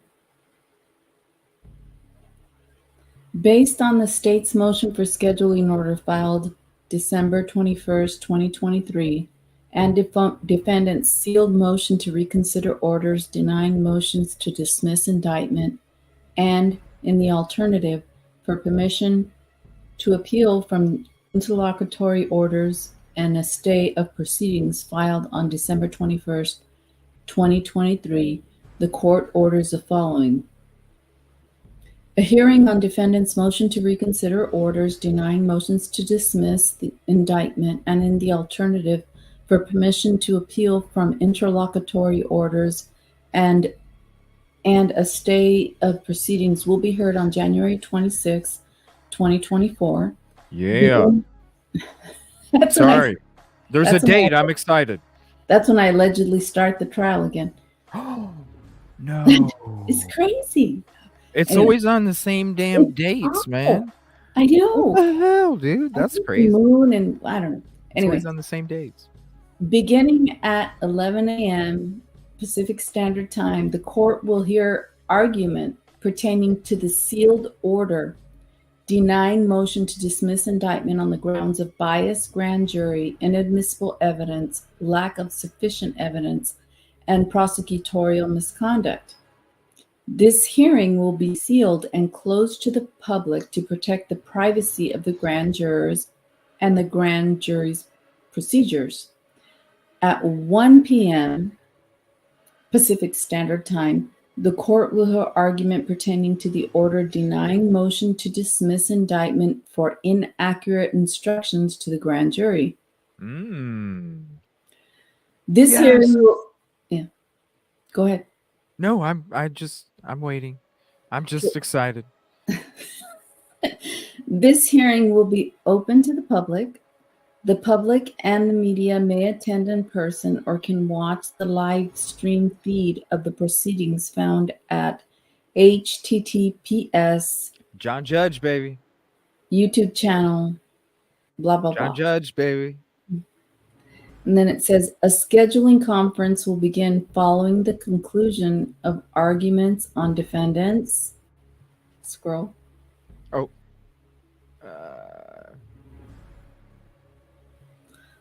On defendant's motion. The scheduling conference will be open to the public and live streamed on the court's YouTube channel. Yeah. Above. John Judge. Yeah. And then just the Yeah. obvious third page, clerk of court, and this and that. So that's the document. I'm excited. Hey, we just got some dates. It looks like some things are about to happen when it comes to decisions. So what I wanted to say is that, and I don't know Idaho law, but in California, you have to have new evidence to have the court reconsider a motion. That's one of the things you have to have, and either new evidence or there was a change in the law. So, maybe, I would think that, I think they have to do this anyway, regardless, but they might have some new evidence. I don't know. You never know. You never know. Maybe because you got to think about this too. Maybe because it was denied, they're going to have a different approach. Maybe they'll be more forthcoming with this alibi, and you know what I mean? They might be a little more forthcoming with some of the stuff. So let me get Judge's YouTube here too. So Detective Golden is asking, what does that mean in English? It just means that she's asking for a reconsideration of the motion that was denied regarding the to dismiss the grand jury indictment. There was two motions. One was public, and that was on the instructions that were given that it should have been beyond a reasonable doubt, and they used probable cause. Second motion to dismiss was on prosecutorial misconduct and all of that, and that was sealed. So basically, she's just asking the court to reconsider it, and the court is saying, okay, we'll set these hearings where I'll reconsider it, and that's basically it. Well, and it's going to be like the last time when they had a court hearing. Remember when the first one was sealed, and then the second one, and we were all thinking it was going to be like at 1, but it ended up being at like 3 or 4, and everything got delayed. It's going to be the same kind of thing that day, but you can book it. We're going to be live that day, all day. Oh, that sucks that it's another same date. Is it that one case that you were supposed to start? Yes, it's is it really the same one, huh? It's the same one. Crazy. It's like the universe is telling me you need to stay away during those dates from this case. Yeah, because they don't want you to move up to Moscow and go start practicing. That's what they don't want. Well, the other thing is this reconsideration motion might have something to do with the IGG that was submitted to the judge. Like that's evidence, and if she doesn't have it now, that's a good point. If she doesn't have it, like I'm reserving my right to reconsider the motion based on the judge's decision on the IGG, and it hasn't happened yet. So therefore, you file a motion, and part of it is to reserve your right. There's time limits, and I don't know what those time limits are in Idaho, but you need to follow those time frames. And so if the time frame was that this is the deadline to file a motion for reconsideration, well, then you file it because you want to preserve your right, and you also have outstanding information, new evidence that could change the outcome. So she doesn't have that yet. Well, Deborah brought up a good point. Maybe Ann Taylor when they went back to the house. Absolutely, that too. Yeah. And then can she say because the house is demolished, it goes against her client, even though she agreed to it? That's an interesting question. Can you backtrack? Well, That's an unless, interesting question. I want to keep that question. well, Can you? unless there was new evidence discovered during the demolition. So if what Deb Ray says is that maybe Ann Taylor went back when they went back, they recently discovered something, and now she can say because the house is demolished, it goes against her client, even though she agreed to it months ago. Ooh. But Well, what she could you have found at that house? She would have had. I mean, let's say she agreed to it months ago. She went into the house again. She saw something. Then she would have to preserve the. What could it have been though? Really, all this time goes by. What could you have really found inside that house? It's not a secret door. We've already debunked that. Well, the other thing, the It's one not I'm fun. thinking of is during the demolishing. Well, she preserved her right. I mean, you file the motion, you may not have everything that you need, but you file it on time because there's things that are outstanding that you need. Like what evidence was discovered during the demolition? Maybe she's preserving her right because there might be something there. Also, the IGG information, the judge hasn't made a ruling on that. So those are new those things are new evidence that could have bearing on a motion for reconsideration. That's interesting. Yeah, because they did go through it again. They did. Remember, they had, I think, 3 days, 2 days, something like that. It was 2 days. They went at after the university said they were good. They came out with an announcement of the date that they were going to demo it. Right then is when Ann Taylor, was after the FBI went there. Then Ann Taylor went there, and I believe it was for 2 days. Then after Ann Taylor went there, then the prosecution went there for a couple days. Well, And then unless she has then I information from showed the up. judge on the IGG, but he needs to give a ruling. So it's kind of like you're trying to litigate a case, yet there's still outstanding information that you can get that will help your client, and you can't get it yet. So therefore, I need to reserve my right for the court to reconsider it, because what if those outstanding things are favorable to my client? And so because you're taking so long in doing it, I'm going to follow the Code of Civil Procedure. I'm going to timely file a motion for reconsideration. And we can't see it. That's the thing. We don't see the motion for reconsideration because it's sealed. And so yeah, it's kind of like this. It's kind of like when I have to oppose a motion for summary judgment, meaning I need an expert, but my expert needs the testimony of a witness, and that witness is out of the country and isn't going to return till later. Well, I have to ask for continuance because there's evidence out there that could help the situation, and my expert needs it. So that can't be done, and so the court continues it. But in this case, it's kind of like, I mean, it's a death penalty case, for God's sake. I don't know.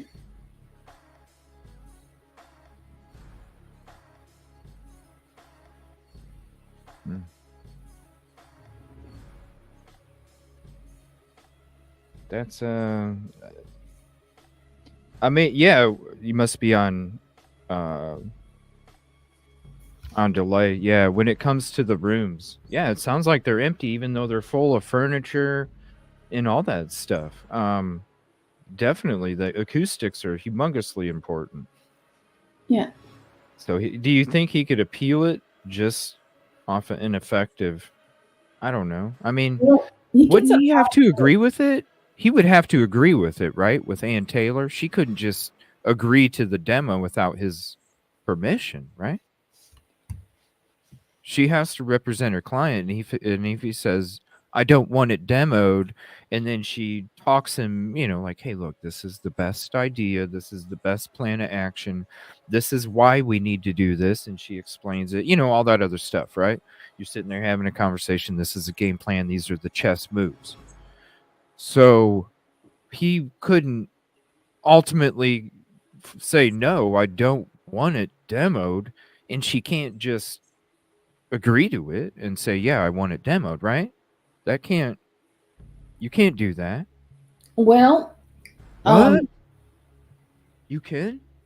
no. I mean, you do want to have your client's consent, but the explanation that she gives him could influence whether he consents or not. Yeah, I mean, yeah. That's why I said, even if she tried to talk him into it, and even after she tried to talk him into it, and he says no, final decision, no, she cannot go to the fucking courts and say, yeah, we're cool with it.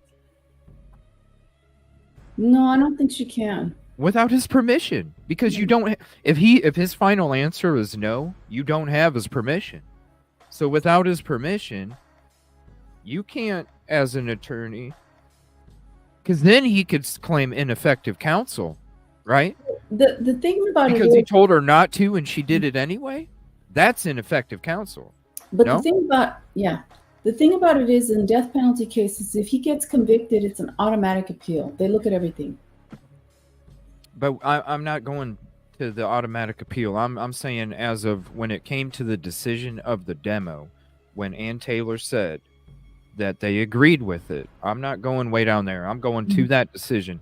That decision right there. If he did not give an okay to her green lighting the demo, he could have got her for ineffective counsel because she didn't represent him in what he wanted in the direction he wanted to go, even though she gave him advice. It's possible, yeah. Is it possible that an attorney could just go ahead and, even though their client says final answer no, I don't want the demo, and the attorney can go, you know what, I don't care, we're gonna agree with it? Possibly, yes, on appeal. Wow. Yeah. Not on a no. I'm saying no. I'm not saying anything about the future. I'm talking about during the time when she made the decision. Yes, No. well, the problem is during the time that she made the decision, it's not reviewable. In other words, That's not what I'm saying. It's not about review. It's as simple as your attorney choosing to do something even though you don't want to do it when it comes to the demo of the house. Mhm. It's that simple. Yeah. It's the simple. So he has a simple choice. part. He has a choice to try to seek other counsel if he's not happy. Yeah. Right. But And if he sticks with her, he has an appellate issue. yeah, he could if she this is okay. I don't know how it's basically an attorney. Yes, thank you, Scarlett. Your attorney works for you. What you want, she has to do. Exactly. That's what I'm trying to say. So an attorney cannot sit there when it comes to a demo of a house and agree to a demo of a house if her client doesn't want want final decision, doesn't want to do it, because then he can get her for ineffective counsel. Yeah. That's what I'm trying to ask. Mhm. And so when it comes to your attorney works for you, what you want, she has to do. Well, She didn't do the decision of saying cool for the demo but without if your client BK's cool. If your client wants you to walk off a cliff, no. Right. So she wouldn't have made the decision, and this is what I'm trying to get to. She wouldn't have made the decision to be okay with the demo if BK wasn't okay with the demo. No, Because if she yeah. did, I then he think could you get her have for to. ineffective counsel. Now, if she goes back, and like people are asking, can he get her for ineffective counsel, even though he was cool with it and she was cool with it, because it got demoed before the trial was over with? Could he later on? Of course. because he could in the say- appeal. In the appeal, he could say one of the reasons was I had ineffective counsel because I I was listened to her. coerced. I was You listened coerced. Right. I was coerced and she talked me into it. And now I don't think that, ineffective counsel right there. So really, even though he agreed with it or that doesn't not, prevent him from filing something. it could be an appeal. ineffective counsel. Yeah. But He raised- he can raise it, and the court will determine whether or not it was ineffective counsel. And if she has a reasoning for it, and the reasoning is reasonable and it protects her client, then that doesn't mean that that's going to work. The appeal on ineffective counsel, the court, Oh, the no. appellate court. You got to prove a lot for an appeal. So the You got to go. Yeah. So the appellate court may say, no, you had effective counsel. I'm sure they So- would, because it would have to be like, really, if you're going to win an appeal, it would have to be some pretty damning information for you to win an appeal, right? I mean, they don't just hand out appeals. They just don't sit there and hand them out like crazy. You Like, you just gotta- have to have a You got to basis. have a lot of shit. You got to have something that alters what just took place in trial, really. And that's why I say, judges, even state judges, state Supreme Court judges make mistakes. And the court, the United States Supreme Court has to correct those mistakes. Just like trial court judges, they make mistakes in rulings and the appellate court has to correct it. Nobody's perfect. Mm-mm. Nobody. No. Mm-mm. So, what's this question? It says, I wonder who was with Ann Taylor when she went back in. Yolie, could she take her own forensics person to look for DNA, etc., that showed up after appliances, toilets, tubs, and etc. were removed? I think you can bring anybody you want in, right? Well, she has a right to do the same kind Anybody. of test that the defense does. So that's why she wanted the information on the IgG. I mean, she has a right, like, for, if I have an expert and the defense wants to examine my client, well, my expert can examine my client too.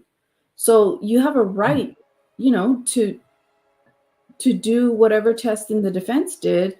And that's where you argue the experts. And so even though they did these scans of the house, it doesn't, and they're going to use those scans, and Ann Taylor has agreed, right? She's agreed that the house. I see why now. Yeah. So she's agreed that the house is going to be demolished, and they're going to use scans.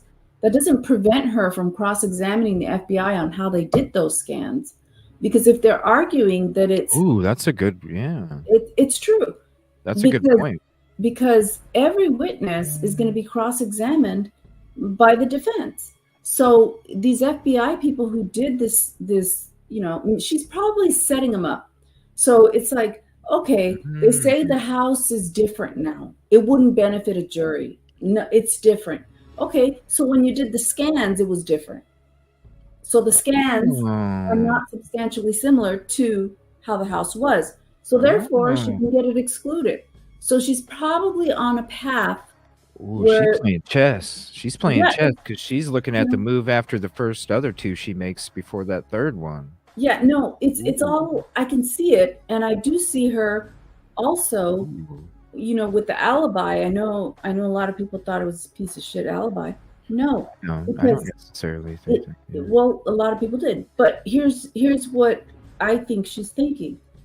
It puts that issue to rest. It's like, look, he was out driving around. Okay? You got his car on camera with the license plate, show it. They can't show it. And it puts that issue to rest. There's like issues of fact that are non-controverted. So they're going to say, oh, there was a white car running around that neighborhood. And he's going to say, yeah, there probably was. So that puts that issue to rest. And she's going to use, and in terms of his habit, because that was the whole thing that was the word used. He has a habit of driving around. She's going to use the law enforcement officers who pinged his phone those 12 times to establish it's a habit.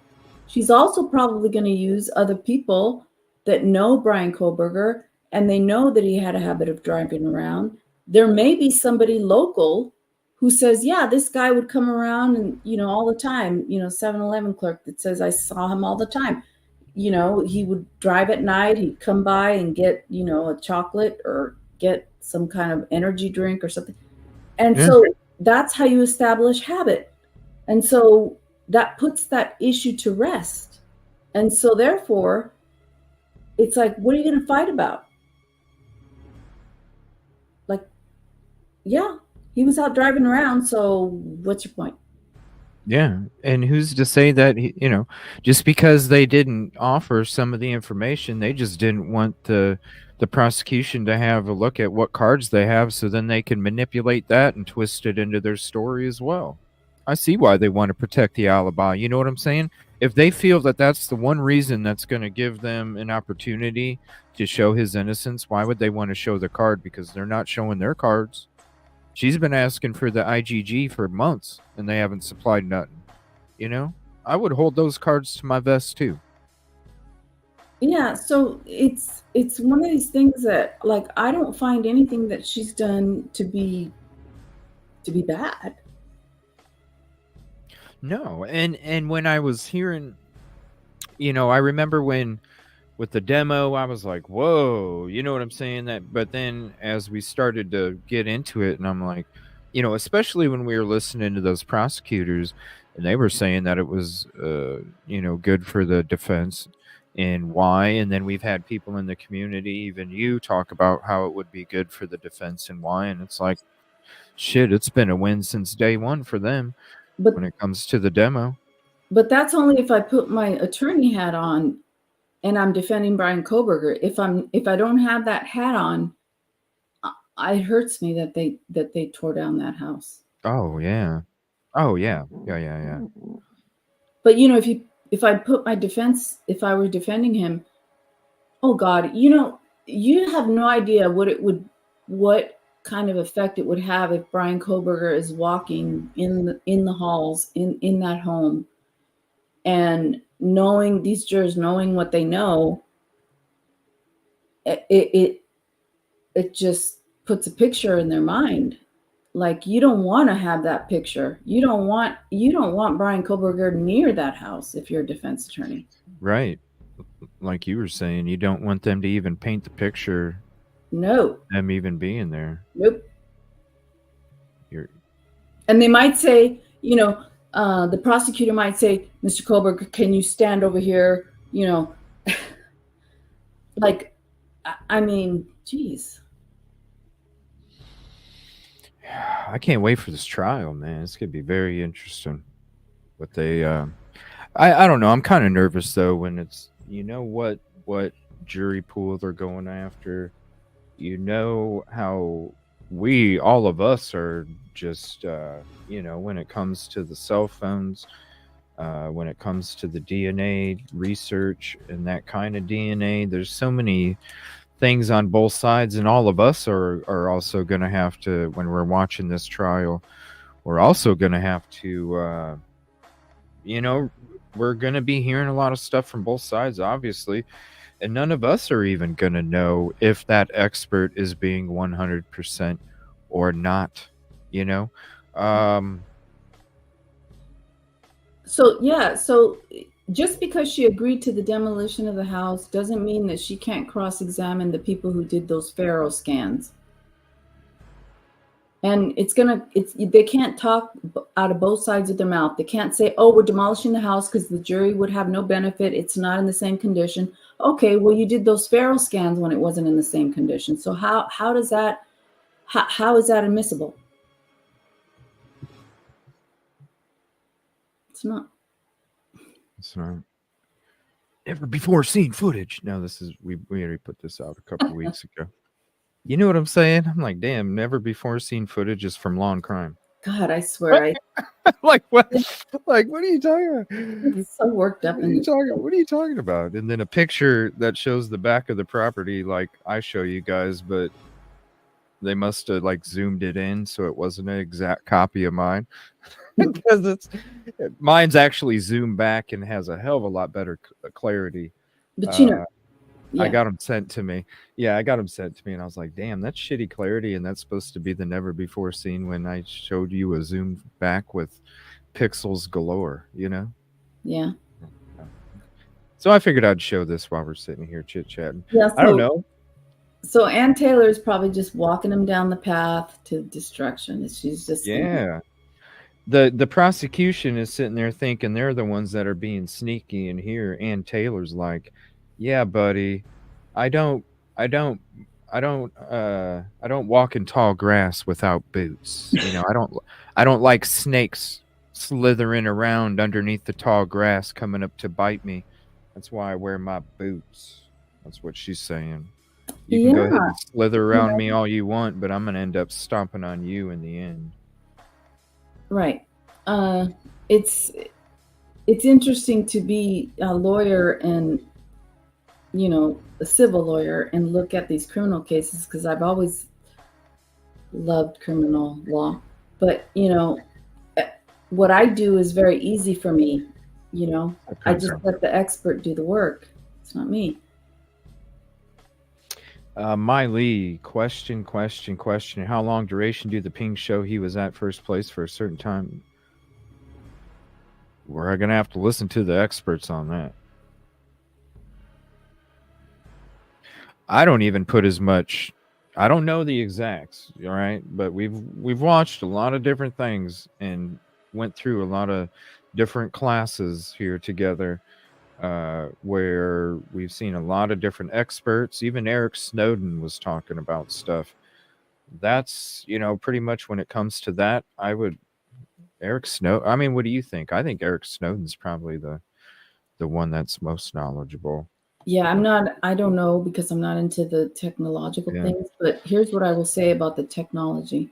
We should watch Unless the technology shows me that BK walked into that house and came out and changed his clothes and took off in a different car, then I don't believe the technology. All right. Let's see here. Detailed timeline by cell phones, y'all. Radofsky. That's Let's check it out. RUDOFSKI, and it's pronounced Rudolph and then ski. So this is the Alex Murdaugh detailed timeline by revealed by cell phone and car data. Okay. Now, when we've talked about this before, where I was gonna bring in Lori Vallow and Alex Murdaugh case, where we were gonna have a show where we watched the experts when it came to this stuff. So what I'll do is I'll go ahead and, if we don't get into some of the press conferences stuff tonight, I'll definitely have it prepped and ready for tomorrow, so there is no fat on the steak. But I figure, you know what? This is something that we've talked about for a long time. Why don't we just look it up and see what he kind of has to say? Now, I'm going to share the link with this. This is actually a 2-hour video. So I'm not going to play the whole thing, but let me share the link for this. This is the detailed timeline. All right. And let me see if we can get something a little shorter than this. Okay. I'll be right back. Look. All right. Yeah, we're definitely going to save that for another show here. Because I bet that would be interesting. Let's see. Murdaugh's phone data, cell phone data. This is another one I'm going to share with you guys. Micah Sturgis, last name Sturgis. There's a link for that. Good afternoon, Mr. Sturgis. Good afternoon. To start with, can you just tell us about yourself? Where are you from? Sure. My name is Micah Sturgis. I'm from Charlotte, North Carolina. I am the director of digital.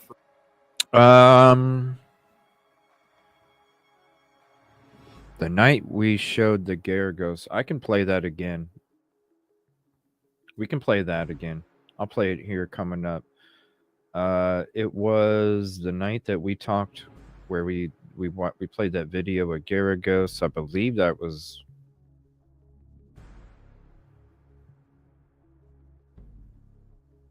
the first night I came back. I believe that was the first night that I came back. So that might be the episode. Let's check this out for a minute. Forensics for Barefoot Professional Investigations. Pull the mic a little closer. Sorry.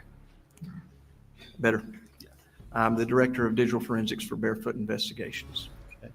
And tell us about your experience in law enforcement and then cell phone forensics. Sure. So from 2004 until 2016, I was employed by the Cleveland County Sheriff's Office.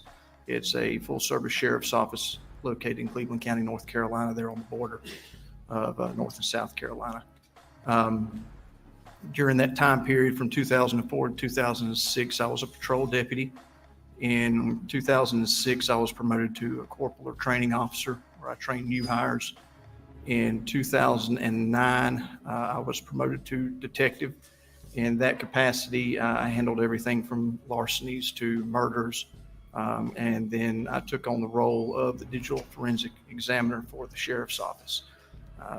Was the first one that we had, and I formed the digital forensics lab at the Cleveland County Sheriff's Office.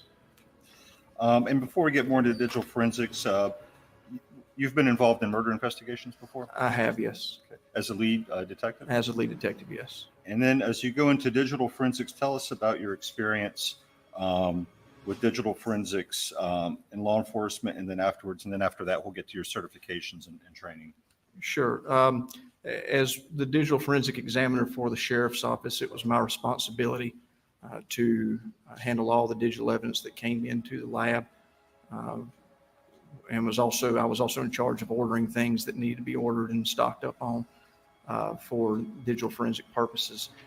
And during that time period, I was sponsored by the United States Secret Service to attend the National Computer Forensics Institute in Hoover, Alabama, where I was trained in mobile device examination, multiple tools, Celebrite, Blackthorn, which is a form of Burla, Ivy, XRY, which is another forensics tool.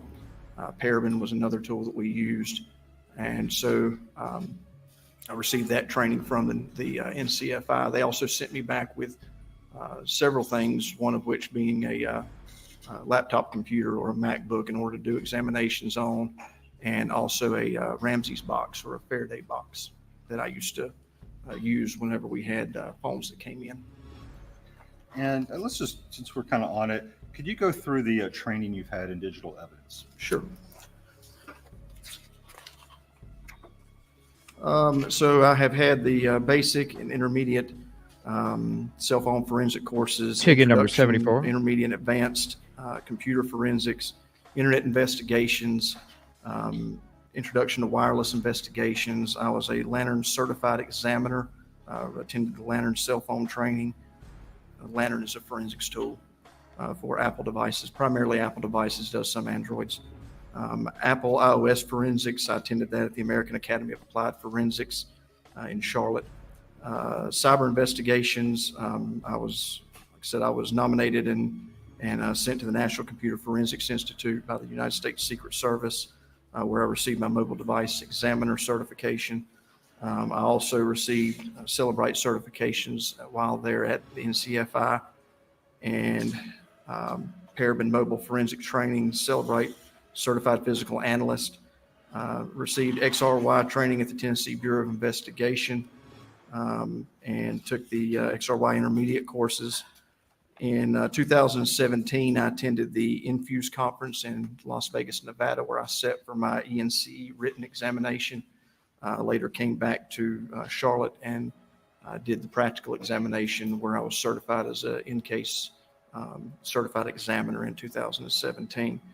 And attended the Magnet User Summit a couple of times, received some training on their tool there at in one in Las Vegas, the other in Nashville, and received introduction to alternate data acquisition training, wireless analysis training. I was received my Lantern Certified Examiner from Katana Forensics, my XRY Certified Examiner from MSAB, the Celebrate Mobile Forensics Fundamental Certification, the Celebrate Certified Operator Certification, Celebrate Physical Analyst Certification, and then the Celebrate Certified Mobile Examiner Certification, and also my in-case Certified Examiner Certification. And can you tell us about how many extractions or acquisitions of digital evidence you performed? Sure. Well over 500 logical physical acquisitions and extractions using Lantern, the Apple device, forensic tool, Celebrate, Blackthorn, XRY, Paraben, and well over 750 images of hard disk drives or solid state drives of computers, and analyzing Ticket number that 75. data within, either FTK or in-case. FTK's Forensics Toolkit. It's a forensic suite. Examining an in-case Magnet IEF, which is Internet Evidence Finder. That's what they started out as. They're now Magnet Axiom is the product that they produce and put out. So I've used Axiom to do multiple examinations with that. Image with hardware forensic imagers like the Forensic Falcon. I've used Paladin to get live acquisitions, Macquisition for Macs, and Recon ITR for MacBooks. So and I'm going to pause it here for a second. So when you got a farmer that doesn't watch the local news, that wouldn't have any idea about what this case is about, and he's supposed to understand what the fuck this guy just said? Really? Change of venue, people. I'm already lost. You know what I'm saying? Change of venue. I can't. And you want farmers. It's like the question I would ask him after his qualifications is, so assume that his phone pinged on the Wi-Fi at the house. Okay. What does that tell you? It tells me he was near the house. Okay. He was at Walmart. Thank you. It doesn't tell him that he killed the person. Like he's near the house. Okay. I listen, it only took me 4 days to learn I needed to go to Moscow Walmart instead. Okay. And every time, and I showed you guys the cell towers. I showed you guys exactly where I would be. I even showed you a few blocks in Pullman that you could be where your cell phone is utilizing the same tower that 1122 is. And there's a couple block part in Pullman. You don't even have to be on fucking the highway to go to Moscow. You could literally be in a couple block period southeast Pullman and be connecting to the same damn towers. I hope that's something I don't have to debunk again. Oh my lord. It's so when you're wanting, they need a change of venue. How is anybody supposed, like, we're even confused here. At least he's got a real tie on. Certified examiner in 2017. And he's what? Attended the Magnet User Summit a couple of times. Received some training on their tool there at one in Las Vegas, the other in Nashville. And received introduction to alternate data acquisition training, wireless analysis training. I received my Lantern Certified Examiner from Katana Forensics, my XRY Certified Examiner from MSAB. XRY from MSAB. What? What the fuck? Certified in MXRY from ASRB. What? Huh? Nashville. And received introduction to alternate data acquisition training, wireless analysis training. I received my Lantern Certified Examiner from Katana Forensics, my XRY Certified Examiner from MSAB. What? The Celebrate Mobile Forensics Fundamental Certification, the Celebrate Certified Operator Certification, Celebrate Physical Analyst Certification, and then the Celebrate Certified Mobile Examiner Certification, and also my in-case Certified Examiner Certification.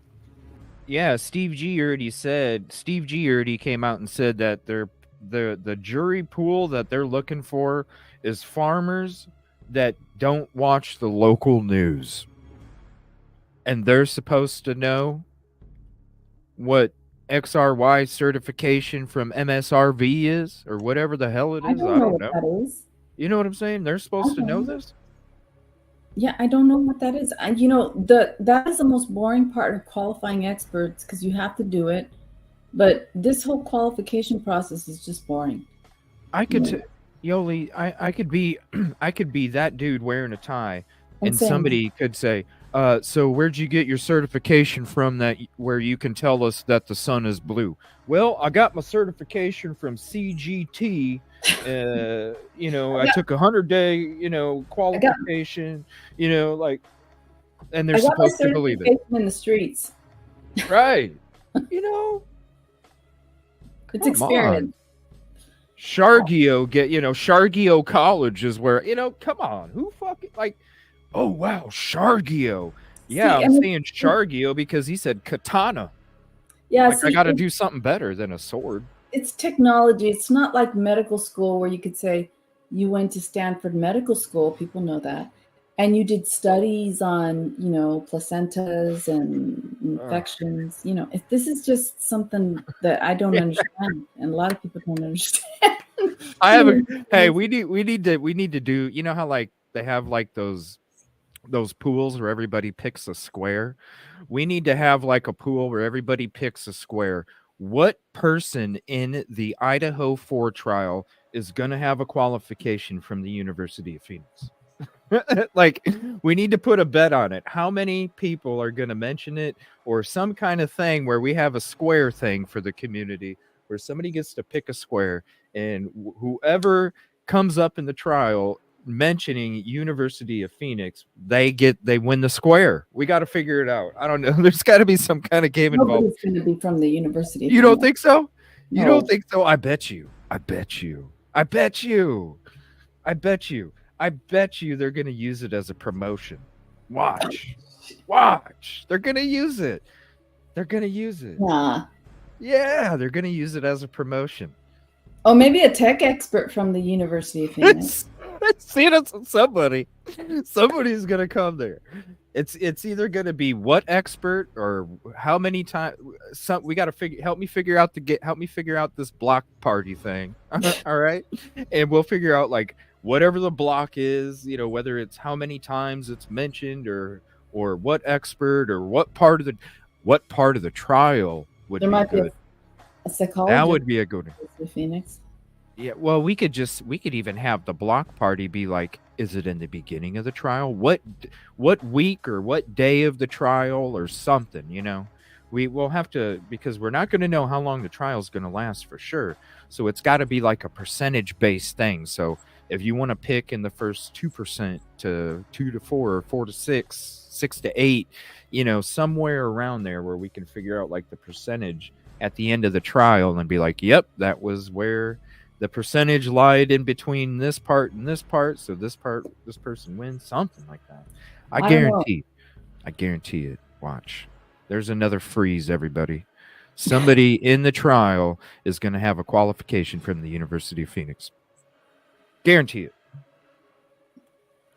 Well, they're going to be cross-examined on that. Yeah, so what? And they're going to be torn apart. I could tell you 15 reasons and explain out of my ass why the sun is blue. You know what I'm saying? Anybody could make anything sound good. They can cross-examine it. And that's what they're going to do. Any of these experts that are going to be up there, they're going to sound knowledgeable, and then the other side's going to tear them apart or try to. Because there's the technology, right? The technology that's being discussed, whether it's the cell phone or whether it's being the DNA, the technology, any of us are going to sit here, even you and me, that have been watching all this stuff, all these months and days. Even we are going to sit there and watch these experts, and we're going to go either way. And so they're going to do it anyway. So who cares? They're going to tear apart one expert from one side that's not agreeing with the other side. So who cares? They can tear me apart too. I'll just look like everybody. I'll just look like all the other experts, except you all know that the sun's not blue. But Well, I'll sell unless it you to you. have something wrong with your eyes. Well, I don't have anything wrong with my eyes because I first noticed the 2 truck windows and the 1 truck window.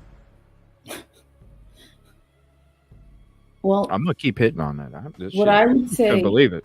what I would say with this tech expert is, what does it mean? What does that mean? Tell me what it means. Tell me what it means. And at the end of the day, it means that there was some connection electronically. You can't electronically kill somebody. You can't unalive somebody through technology. And as far as I know, a knife sheath has never been used to unalive somebody. So what do you have other than that? Well, detective, how bad do I need the new prescription when I even showed everybody how that it's not a secret door, it's fucking Kaylee's room. You know what I mean? Like, how am I gonna notice the angle of the angled wall from the closet to the sliding glass door upstairs and then show it in the photo and then show it side by side? Come on. My prescription ain't that bad. In the future, though, yes. All right.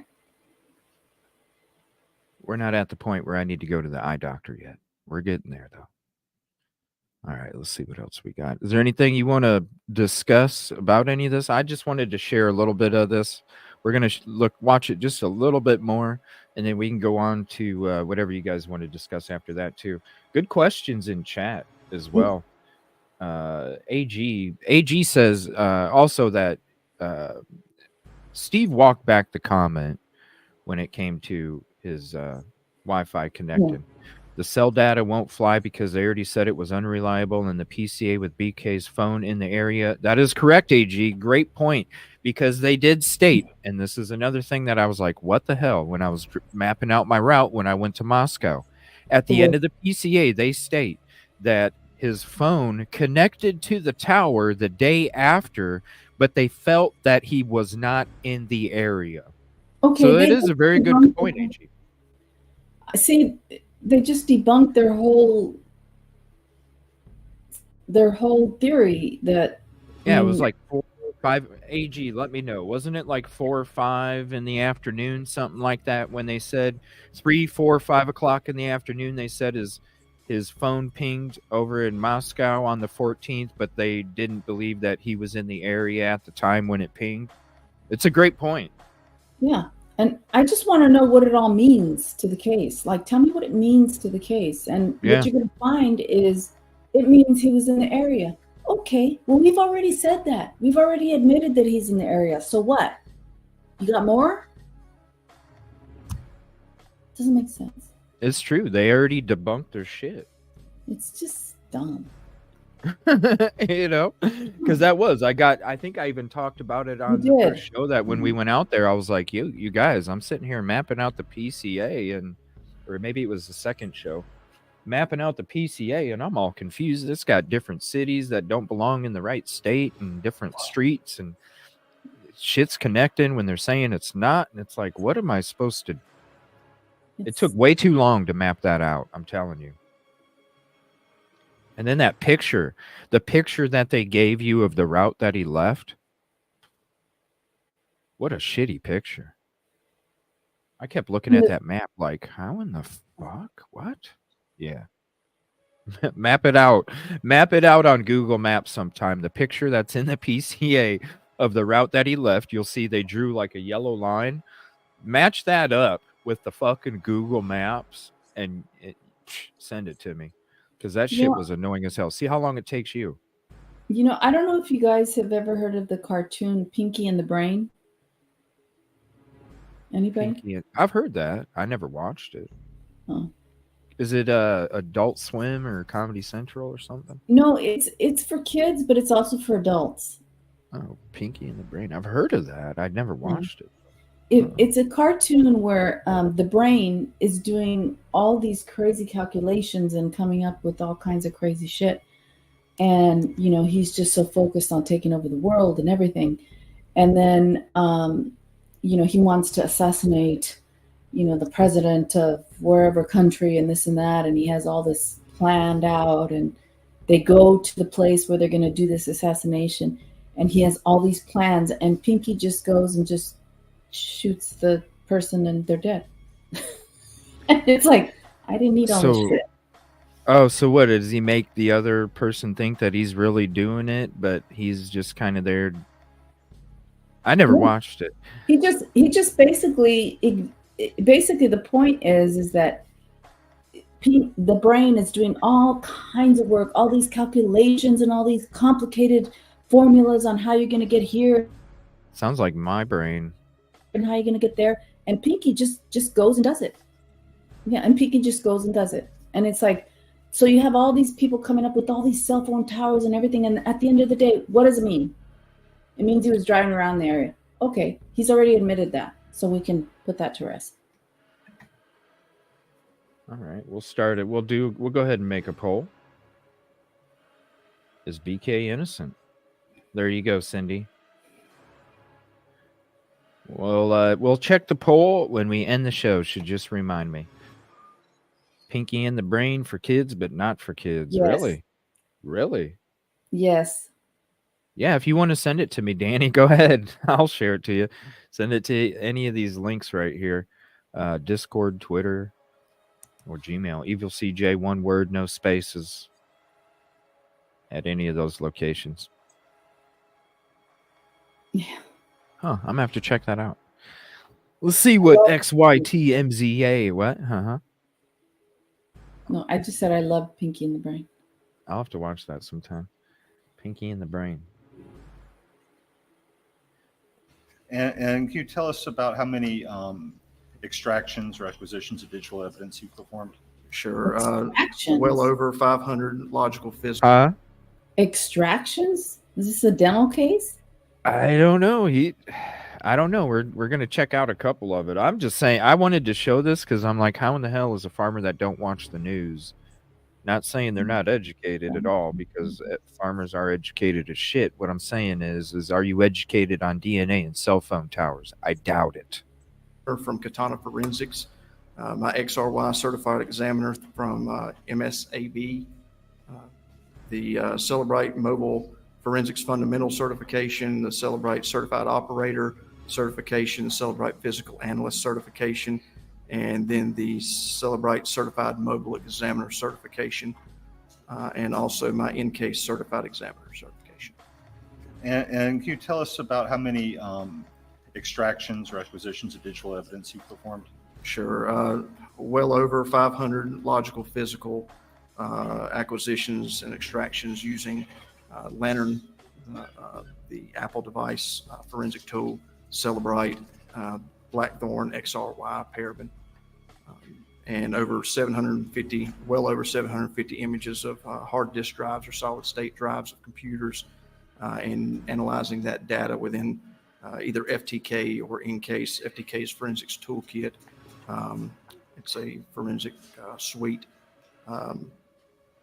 Examined an in-case Magnet IEF, which is Internet Evidence Finder. That's what they started out as. They're now Magnet Axiom is the product that they produce and put out. So I've used Axiom to do multiple examinations with that. Image with hardware forensic imagers like the Forensic Falcon. I've used Paladin to get live acquisitions, Macquisition for Macs, and Recon ITR for MacBooks. Also had to collect checkpoint encrypted devices with my time at the bank.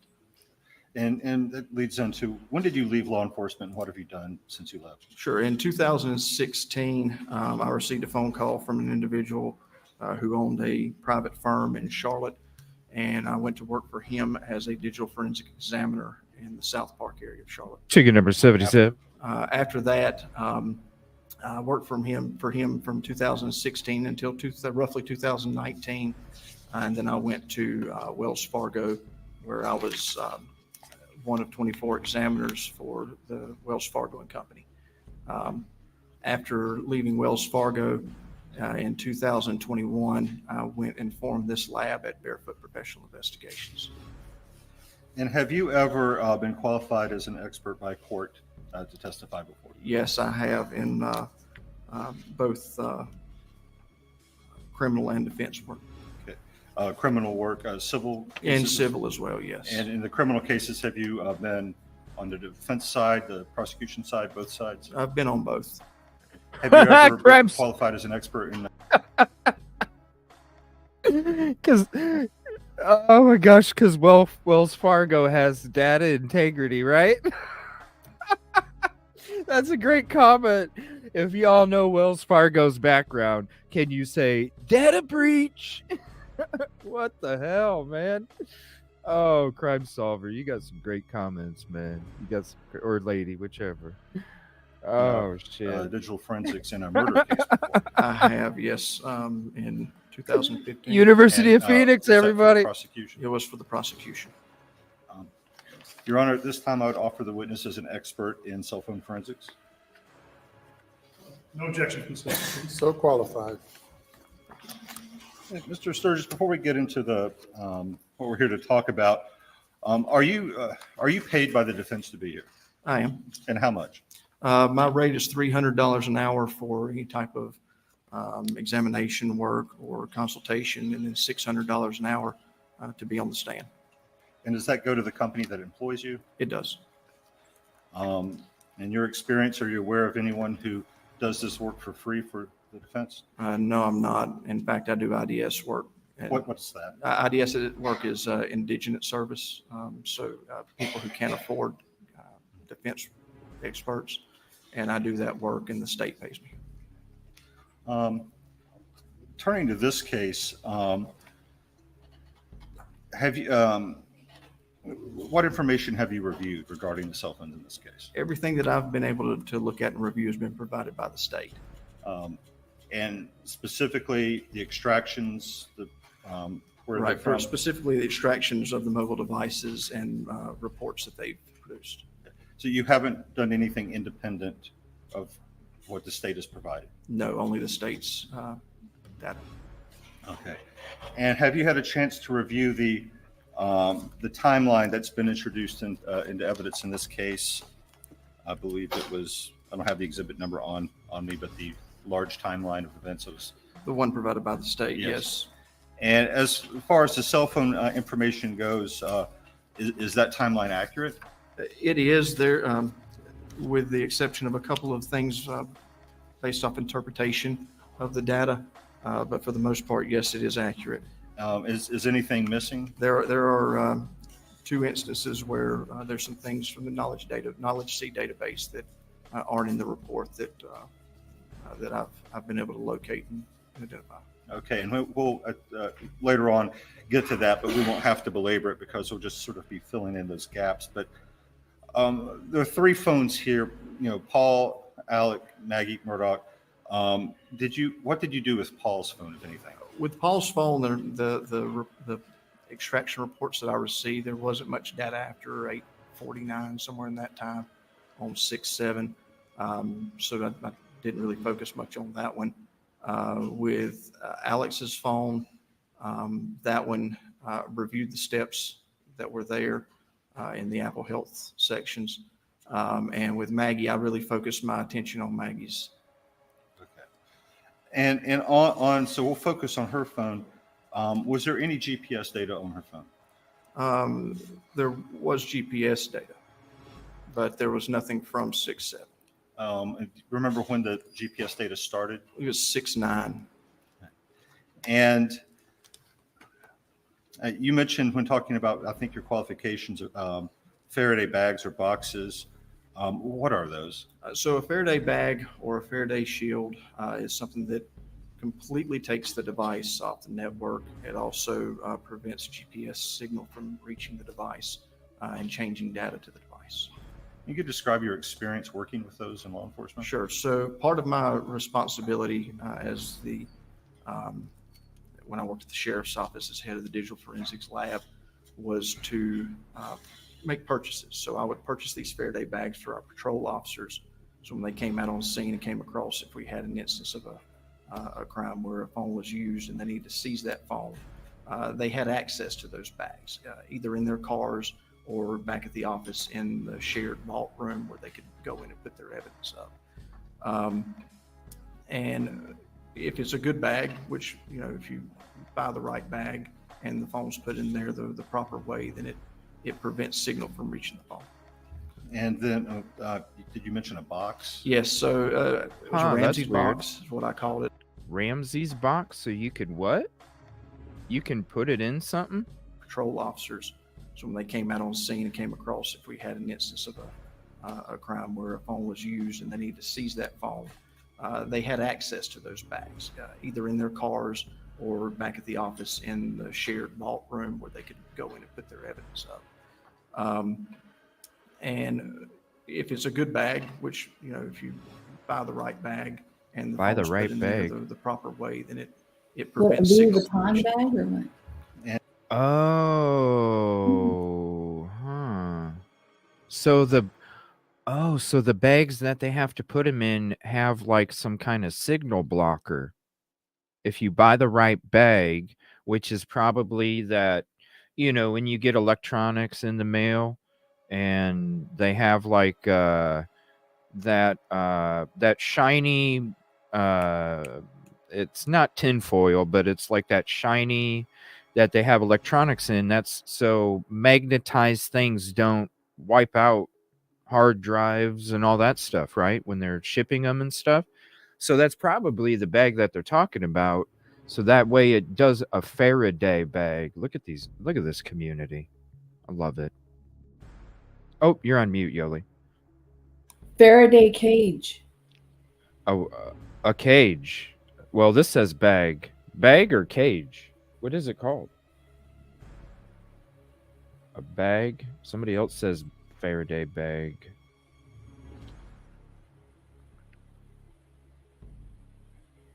Anyway. I didn't know that. I didn't either.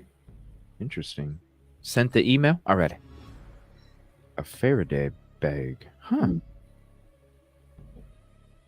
then, did you mention a box? Yes, so it was a Ramsey's box, is what I called it. The Secret Service provided that to me when I left their training. And with that box, what I would do is I'd take the phone from the Faraday, or from evidence that was in the Faraday bag wrapped up, put it inside the Faraday box, or the Ramsey's box. It has two gloves that I'd shove my hands into.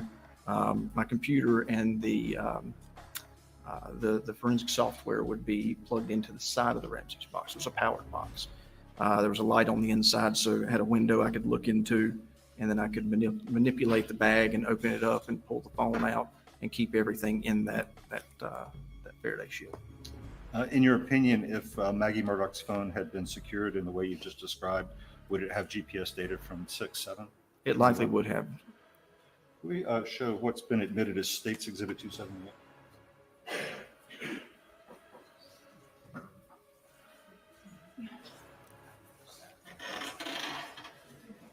Can we show what's been admitted as State's Exhibit 278, please?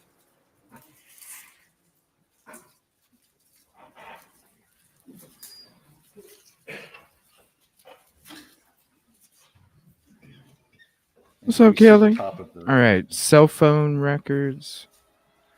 Sir, do you know they what ain't the cheap. little I bet arrow they're at the not. top, left of the phone screen?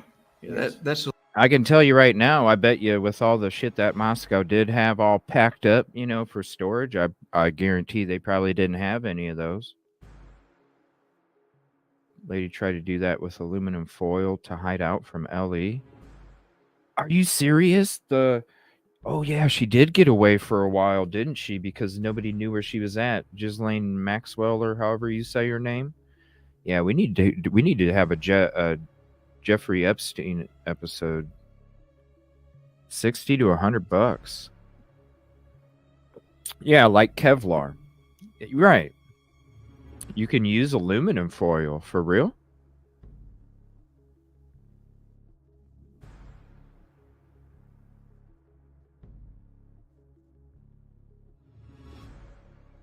Huh. So the tinfoil hats are real. They're real. The locations, I'm sorry. That's a location services arrow. And I probably should have asked first, this was admitted as a photo of Maggie Murdoch's phone in the lab before the extraction. Have you seen this before? Do you recognize it? Yes, I have. And again, that arrow indicates. Yes, that location services are active on the device, even though the phone's in airplane mode. Does that mean that right there in the lab, it's writing GPS data? Yes. You can take that down. Even though it's in airplane mode, huh? Huh. Okay. That's interesting. Oh, I can't wait. You know, I can't wait till we watch these experts in Idaho4. We're just going to check out a little bit more of this, and then we're going to switch to the next one. I ask you if you recognize that. I do. This is Alex Murdoch's steps. Good night, typically. And Maggie Murdoch's steps from the Apple Health data.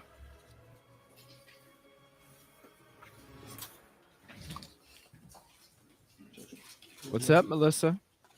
Your Honor, I would offer, I believe, without objection, Defendant's Exhibit 156 in the evidence. No, Judge. Wow, he wasn't even paying attention, bro. He's like, Chuck, It's Chuck, the Apple. Chuck. Wow, wake up, bro. Dude, if it was me, I'd be like, I would be so prepared. Terms are. How does I would be so prepared. I wouldn't even and fuck obviously around. From the title, this is out Murdoch's phone. How does the phone?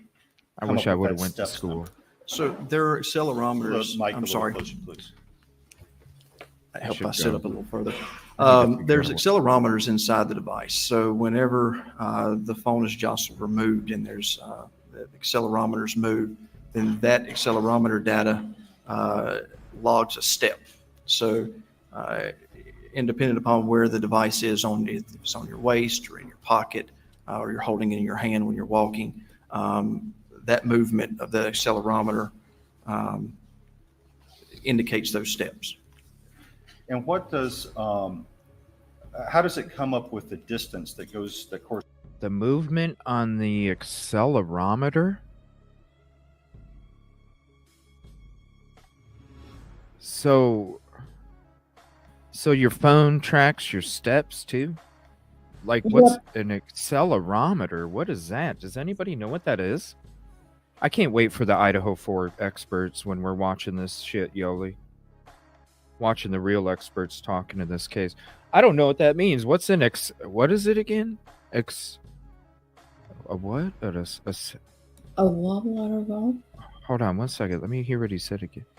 An accelerator? There's accelerometers inside the device. Accelerometers. I've never heard that word in my life. So are they trying to say that because that phone can show you the distance that you walked, and then also they can track your location, that they know where you're going?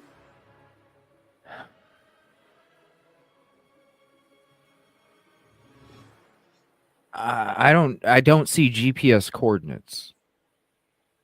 What I see is, well, I guess there would be GPS coordinates if there's distance in meters, right? So there would have to be GPS coordinates then, distance in meters. Yeah, AG, you know what I'm saying? That's what I said from the beginning. If somebody knows that they're leaving, I mean, let's be real, everything's based off a cloud these days. Even though I want to download footage from my freaking trip, I had to have cloud. You got to have everything connects to the cloud these days, people. So just, well, he didn't study. Yeah, he did. Because he studied the cloud, bro. And when you study the cloud, everything uses the cloud. Everybody that knows out there in the digital world, when you use digital shit, you deal with the clouds, people. People who know. So you're going to tell me he wouldn't have left his phone at home and avoided all of this bullshit right here, right? Come on. It's not Joe Dirt fucking sitting in Walmart parking lot. He got a notification for a pizza and he's gonna go no. Somebody that is planning this, somebody that knows what the hell they even study, are going to know that this is what Why are you going to lead breadcrumbs all over the place if you were effective as how you were inside the you're not going to leave. That's why I keep saying it's chaos, strategy chaos, and it doesn't make sense. You're not going to leave breadcrumbs to and from and then leave nothing inside. Give me a break. It just doesn't. Accelerometer. Let's look that up. Right, that's what I'm saying, Danny. That's what I'm saying. And people are like, he didn't study that. No. Everything's based off a cloud these days, too. Get real. When you use technology, you know technology. When you use a fucking computer, you know you need a cloud for something. Everything. Let's be real, Get a computer, type a few documents, and you'll see you need a cloud. Everything is based off a cloud. All right. Accelerometer. Let me look up that definition. I got to make sure I spell it right here. Accelerometer.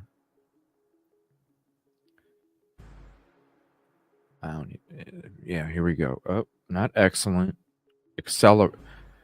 I'm showing one with an A. No, that's EX. Why is it not showing up? How do you spell it? How do you type it in? Let's see. EXCLL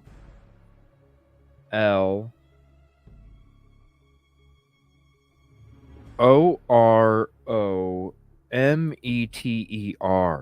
Jeez, this is crazy. No, it's coming up with an A. So here, we'll just show you what it's coming up with. It's coming up with an A. Accelerometer. So this is what an accelerometer is. An accelerometer is a device that measures the vibration or acceleration of motion of a structure. The force caused by vibration or a change in motion, acceleration, causes the mass to squeeze. The piezoelectric material which produces an electric charge that is proportional to the force exerted upon it. Wow. That just gave me my headache again. You're on mute, Yolie. Oh. Yeah. It's of a motion, a structure. So, okay, so what does it mean? Like in terms of it's a piece. This case. It's a little piece. And that's where that's why they're referencing. So what they're saying is when you're looking at this part, right, what they're talking about, and every phone's going to have one. Let's think about it. It's 2023, 2024. Every phone's going to have one. So what they're saying is this accelerometer is the reason where they got this data. That's where they got this data, how the data gets produced when it comes to steps, how long, and distance. Now, I didn't see anything in this where it discusses, it just says change in motion. So it doesn't say anything about a location. It doesn't say anything about location. It says change in motion. So that's where when I'm looking back at this and then I have a question, okay, well, when you're looking at the distance meters, does it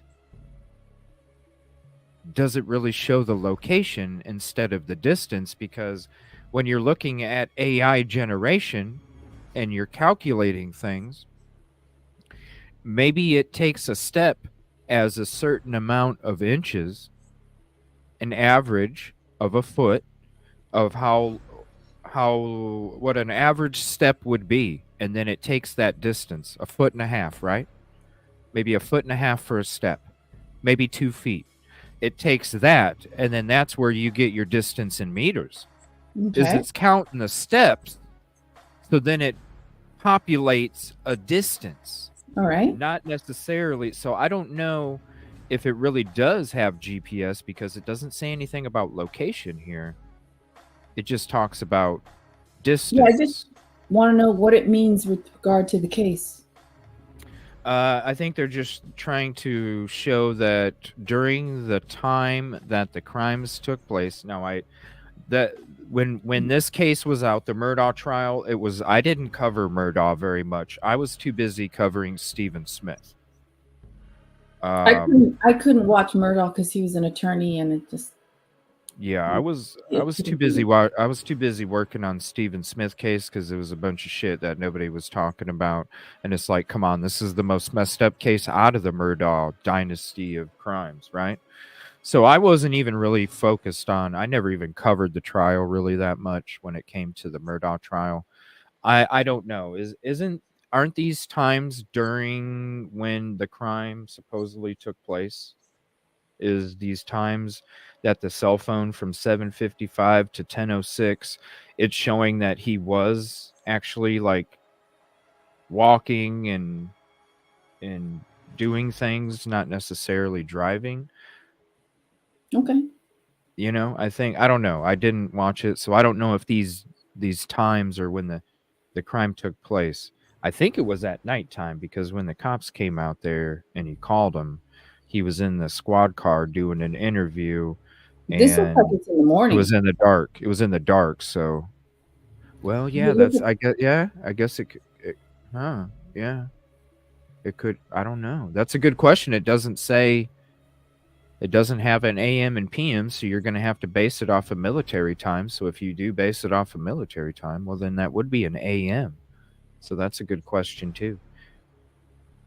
Wow, I'm sure. Wow.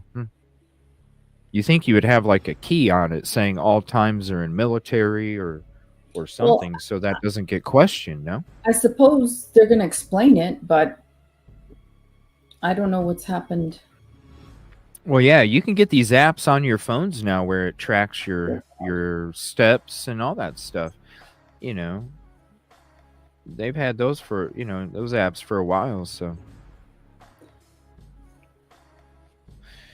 Yeah. Let's check it out. Let's see. Accelerometer. Right, so whenever the phone is just removed and there's the accelerometer's moved, then that accelerometer data logs a step. So independent upon where the device is, if it's on your waist or in your pocket or you're holding it in your hand when you're walking, that movement of the accelerometer indicates those steps. And what does, how does it come up with the distance that corresponds with those steps? It uses the satellite's GPS. And what does the start and stop times, what do they mean? So in the Apple Steps or Apple Health data here, you see, for instance, entry 26, that between the times of 7:55:32 and 8:05:07, that 270 steps were taken during that time period. Okay. Now, do we know when in that time period the steps occurred? We know that the steps or the logging of those steps started at 7:55:32 seconds, but whether we don't know each individual step, when each individual step took place. We just know that sometime during that time frame, those 270 steps were taken. And between the steps numbers and the distance, do you have an opinion on which one is maybe more accurate? In my opinion, the steps are going to be more accurate. Why is that? Because of the accelerometer and the hardware in the phone, they're more accurate. Does that mean that the distance is not useful information? It doesn't mean that the distance isn't useful information. I think the totality of everything altogether is what we have to look at here. The second page. And is this the same thing for Maggie Murdaugh's phone? It is. I don't know how they're gonna sit here and they need to change a venue. If they're worried about parking and they're worried about their public being in danger, I'm sorry. If people are out of school, there's going to be more people walking around. It's a dumb fucking idea. It's not a good place to have one, period, no matter what day of the year it is. Change the venue. They're not going to fucking... You need some kind of jury pool that has some kind of experience something. You know what I'm saying? How in the hell is anybody supposed to know what the hell this shit means if you don't watch the local news and you're out planting crops all damn day? For real. Yeah, and also too, like just the stamina to try to understand this if you're in a different profession, like if you're in, teaching students, or you're in a different profession that has nothing to do with technology, like the stamina to try to follow this and try to understand it. It's like, geez, I get it. They're talking about the times that he moved around. He moved around, and he moved so many feet or whatever. But I don't know what all that like. To me, it's like, okay, just get to the point. Like,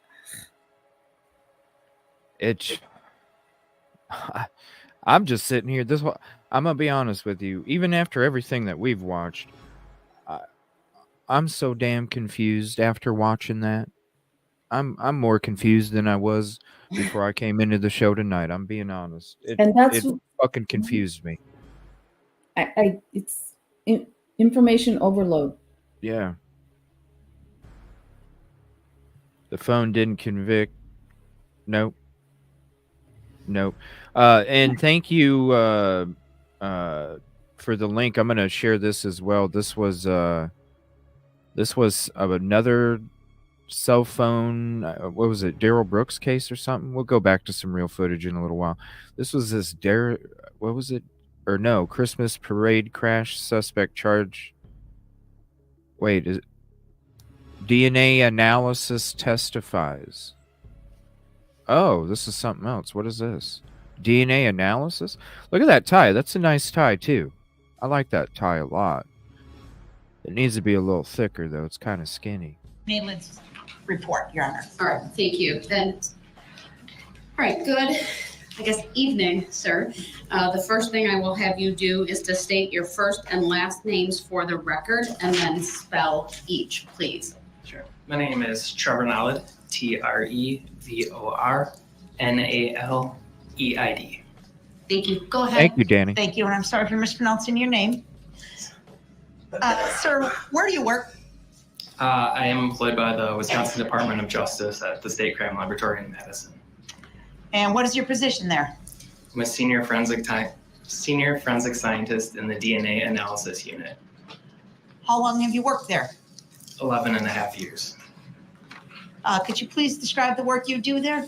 Sure. I examine evidence for the presence of biological fluids such as blood, semen, and saliva, and then attempt to extract the DNA from those items. From there, I will make comparisons to standards from known individuals in the case. And what's your educational background, please? I have a bachelor's degree from the University of Wisconsin-La Crosse in biochemistry and a master's degree from the University of Florida in forensic DNA and serology. Do you have any training specific for your position at the Wisconsin State Crime Lab? I do, yes. Please describe that for the jury. I underwent approximately a 1-year-long internal training program that included the screening techniques we use, presumptive and confirmatory tests for blood, semen, and saliva. Excuse me. From there, I learned the extraction techniques, quantitation, amplification, and typing methods that our lab uses. From there, I learned data interpretation as well as statistical analysis. Did you do any casework while you were in training? Mock cases. Okay. I completed two competency tests, 2 mock cases, a mock court, and then after completing those, I completed an extensive written exam as well as statistical tests. All right, while he's going through his curricula vitae or his resume, let me bring in my guest for this hour. You know who it is.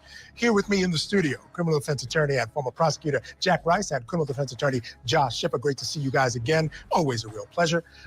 Quickly, we've seen a lot today, a lot going on. Again, it's just ratcheting up to the point where I think we're all tired of it. I think our viewers are tired of it.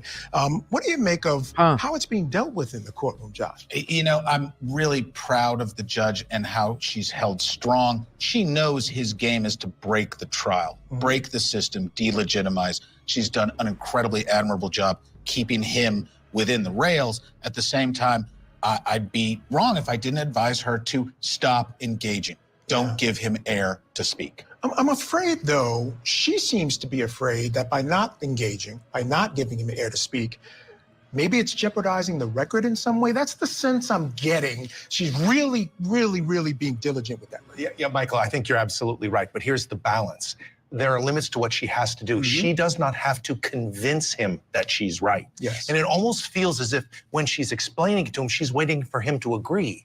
And she doesn't need to do that. When she makes a ruling, she doesn't have to make the ruling and explain why her ruling was the way that it was. Right. She can simply say, denied. She doesn't have to go further than that. And I think it's really important that she not engage, as Josh just said, because what it's going to do is it's going to add oxygen to the room, and he's going to suck up whatever is there and use it, and it actually exacerbates Wow, he got kicked out his of behavior. court. We've been watching it all day. It does, and what it's allowing him to do, Josh, is he's now, in many ways, in control of that courtroom. Boom. There it is. That's Ah. it. And when it's not just the queen, his role in the appellate record, remember, you can have 100 heirs that are completely easy for the court to deal with this man. If he gets one because she engaged with him during a moment of weakness, that's what courts hook onto. Yeah. So she really has to run the table if she wants the cleanest record possible. And I wish her the best of luck. He's making it as difficult as anything I've ever seen. Yes, and one quick last question. There's some question. My previous guest felt like We'll maybe pause this it in a wasn't minute. a deliberate attempt by him to sort of hijack the proceedings. How do you feel about that, Oh, Jack? I think it's absolutely deliberate. Yeah. I mean, this is a very competent witness. There was that question early on. He is competent, and he is trying to hijack this. He's trying to force error. He's trying to slow this down and grind it out, but he's looking to force error because this is for the appeal. He knows it. He's arguing it. And if I hear the term subject matter jurisdiction again, I'm climbing into the courtroom myself. It's really getting to be something else, you know. We're also joined by a special guest, gentlemen, that I want to bring in. Joining me is forensic psychiatrist and trial expert witness. We're going to go. I like what she has to say. I want to hear what she has to say, but we'll go ahead and pause it here for a few. Wow, this dude was like controlling the court. See, I never covered the case. I never watched the case. I think this trial was taking place when I was in the midst of getting a YouTube show prepared. And I think I was busy with all of that, kind of getting stuff prepared and set, getting ready to have a YouTube show start. And I think is when that case, the trial was going on. I don't remember watching any of it. I don't remember. I never covered it. I never even had even a part of a show where we discussed that case. So I never even, this dude represented himself and he was like controlling the courtroom. Did you see it? Did you ever watch it, Yolie? I never watched it. No, I didn't watch it, but I heard parts of it. And it sounds to me like, I did watch part of a trial of a serial unaliver, Rodney Alcala, and that guy was so smart. He had so many. He kept getting new trials and appeals and new trials, and he had unalived someone here in Huntington Beach, a 14 or 13-year-old girl, and he kept the courts. I mean, he was just actually he was really smart, and so I took my godson to go watch the trial, part of it. And yeah, I mean, these guys, they can represent themselves and they know just enough on how to get an appeal, They know just enough to screw things up and get the judge all worked up so that they can get an appeal, and they work it. Oh, so he's not necessarily having like some kind of expert shit up there to defend him. What he's trying to do is he's laying traps out in the grass, and he's waiting for the judge or one of the prosecution members to walk through the tall grass and end up in a bear trap. Kinda, yeah. He's like basically frustrating everybody. You know, like everybody gets frustrated and the judge gets frustrated, and he's I mean, I guess he did get thrown out of the courtroom, this guy, Daryl Brooks. And he's just, it's just so hard to do a case like that because there's always going to be something that was done wrong because they provoked it. Phidippus watched it start to finish. How long was the trial, everybody? It couldn't have been that long, no? 3 weeks? What? 2 weeks? How long was it? You sent his greatest hits? Thank you, Danny, for your links. Hold on. How long was the trial? What is this? This is Law and Crime. Okay, cool. Let me get their channel up here. They've been okay. I've been okay with them, but well, I don't know.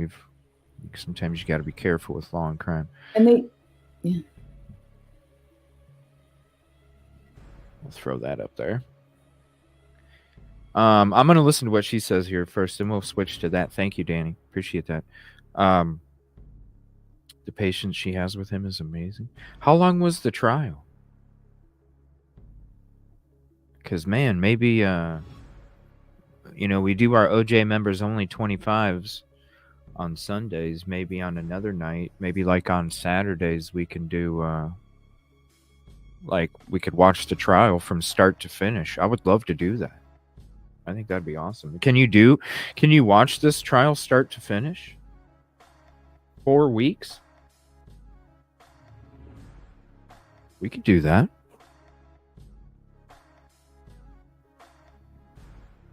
Um, 3.5 weeks, 4 weeks. Is the whole trial available? Can we watch it off YouTube? I would love to watch it. Even the trial that you were talking about, Yolie, what's his name? Alpaca? We could Rodney Alcala. He was he was a dating game killer. That guy. Yeah, I saw him. Yeah. Was that trial? Did you watch it in person? In person. It was here. Oh, damn. And so this was a time when Dexter was very popular. My godson was like, really? Dexter. And I said, you really want to see a serial killer? I'll take you. And so I took him, and we sat there, and God, I swear, he had this scary looking. He had these gray, long, hair. How do you spell it? Let me look it up. Let me look it up so everybody can see who we're talking. How do you Rodney? Alkaline Alcawa. ALCALA.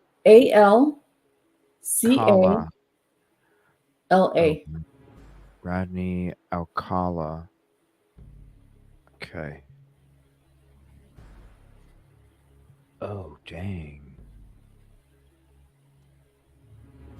Yeah, there's his hair.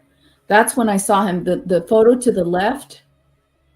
Yeah, let me switch our cams 1 second. Yeah.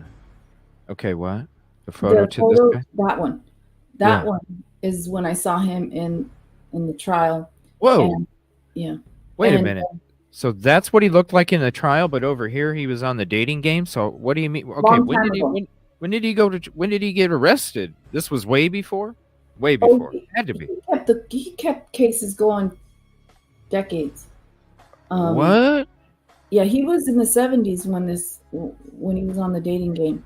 Oh, wow. And the guy, you could tell he was brilliant. Hold on a minute. Yeah, I would love to do that, you guys, we're kind of doing it with the OJ, but why not do it on another night too, where we're doing, oh my gosh, but let's see, Alcala. And this is when he represented himself, huh? Yep. Daryl Brooks. Yeah, let's find out what trials that we could watch on YouTube, like the real trial, not like the real freaking trial. Let's do trial watch day whatever on whatever case it is, and we'll definitely have. Well, he was still fighting this case that happened the early 80s, but he had a history back in the 70s, and Oh wow! he kept getting out of situations, and he kept doing appeals, and they would win, and he'd get a new trial. Really? And Well, maybe this is the one that we need to fuck. I wonder if it is. We'll have to figure it out. I and the need to way see. they caught him was he was on the dating game, and he had an earring that matched one of the victims. It was a unique earring. I see. It's right here. It's got a YouTube 48 hours, but we can't do 48 hours because after about 3 minutes, the channel gets. It was just in the shut city down. right next to me. And then I remember back in the early 80s, they were telling teenagers to be careful because there was a guy that was taking pictures of females. He was telling them, you know, you want to be a model? Let me take some pictures. And so there was an alert at the schools that was telling, you know, all the teenagers that be careful. There's somebody, you know, that's taking pictures, and they gave a description. I remember that distinctively. Whoa, Yolie, did he live in the hotel with Ramirez? Because you know the Ramirez case too. That's where you were around when that took place too, right? Yeah. Richard Ramirez, is that what it is? I don't know if he lived in the hotel with Richard Ramirez. I don't know that. Did you see that trial in person too? No. No? But they were around at the same time, yeah. Interesting. But let me tell you, this guy, when he came out, oh shit. When he came out from the back. Yeah, the back. And I looked at my godson, like I looked at him like, you know, this is a real serial killer. And you could just feel the evil, like. Yeah, because you were there watching it. Heavy. And then when he talked, it was like, whoa. I mean, he had the strongest voice. He sounded very confident, very intelligent, like a lawyer. Like, I was like, whoa. Really? Yeah. How long was that trial? I don't remember. We just went for the opening.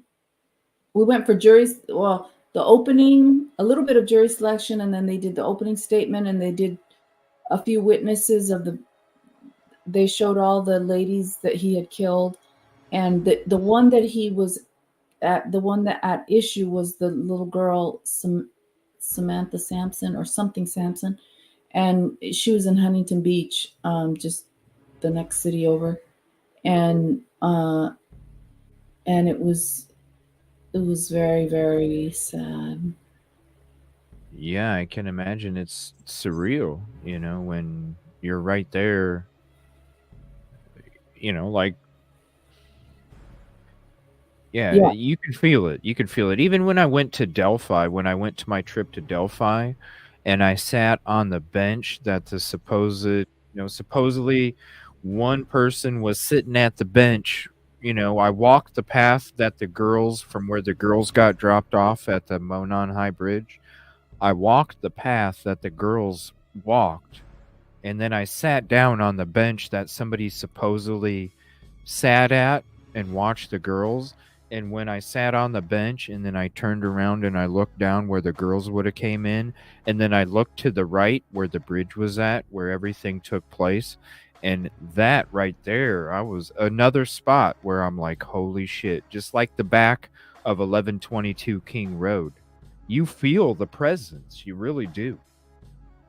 And especially with you sitting in the courtroom, you got to see this man pretty much face to face, and even feel the vibration of the gentleman's voice as he's talking.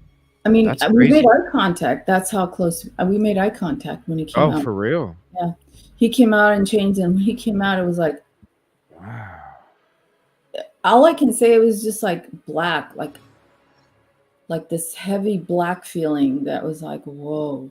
Yeah, and that's how he looked. An energy. That's what it is. It's an energy. That's how he looked to the photo on the left. He had these little glasses, and he had his hair like that. Huh. And then when he spoke, it was like powerful. It was like, wow. And so I took my godson because I thought, God, he better not become some kind of Dexter or something, you know.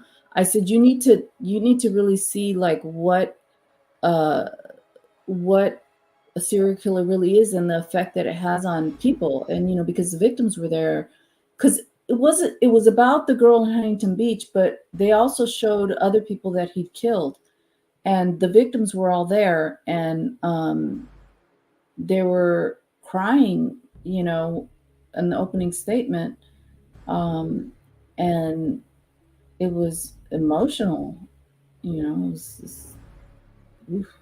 Oh, he died in 2021.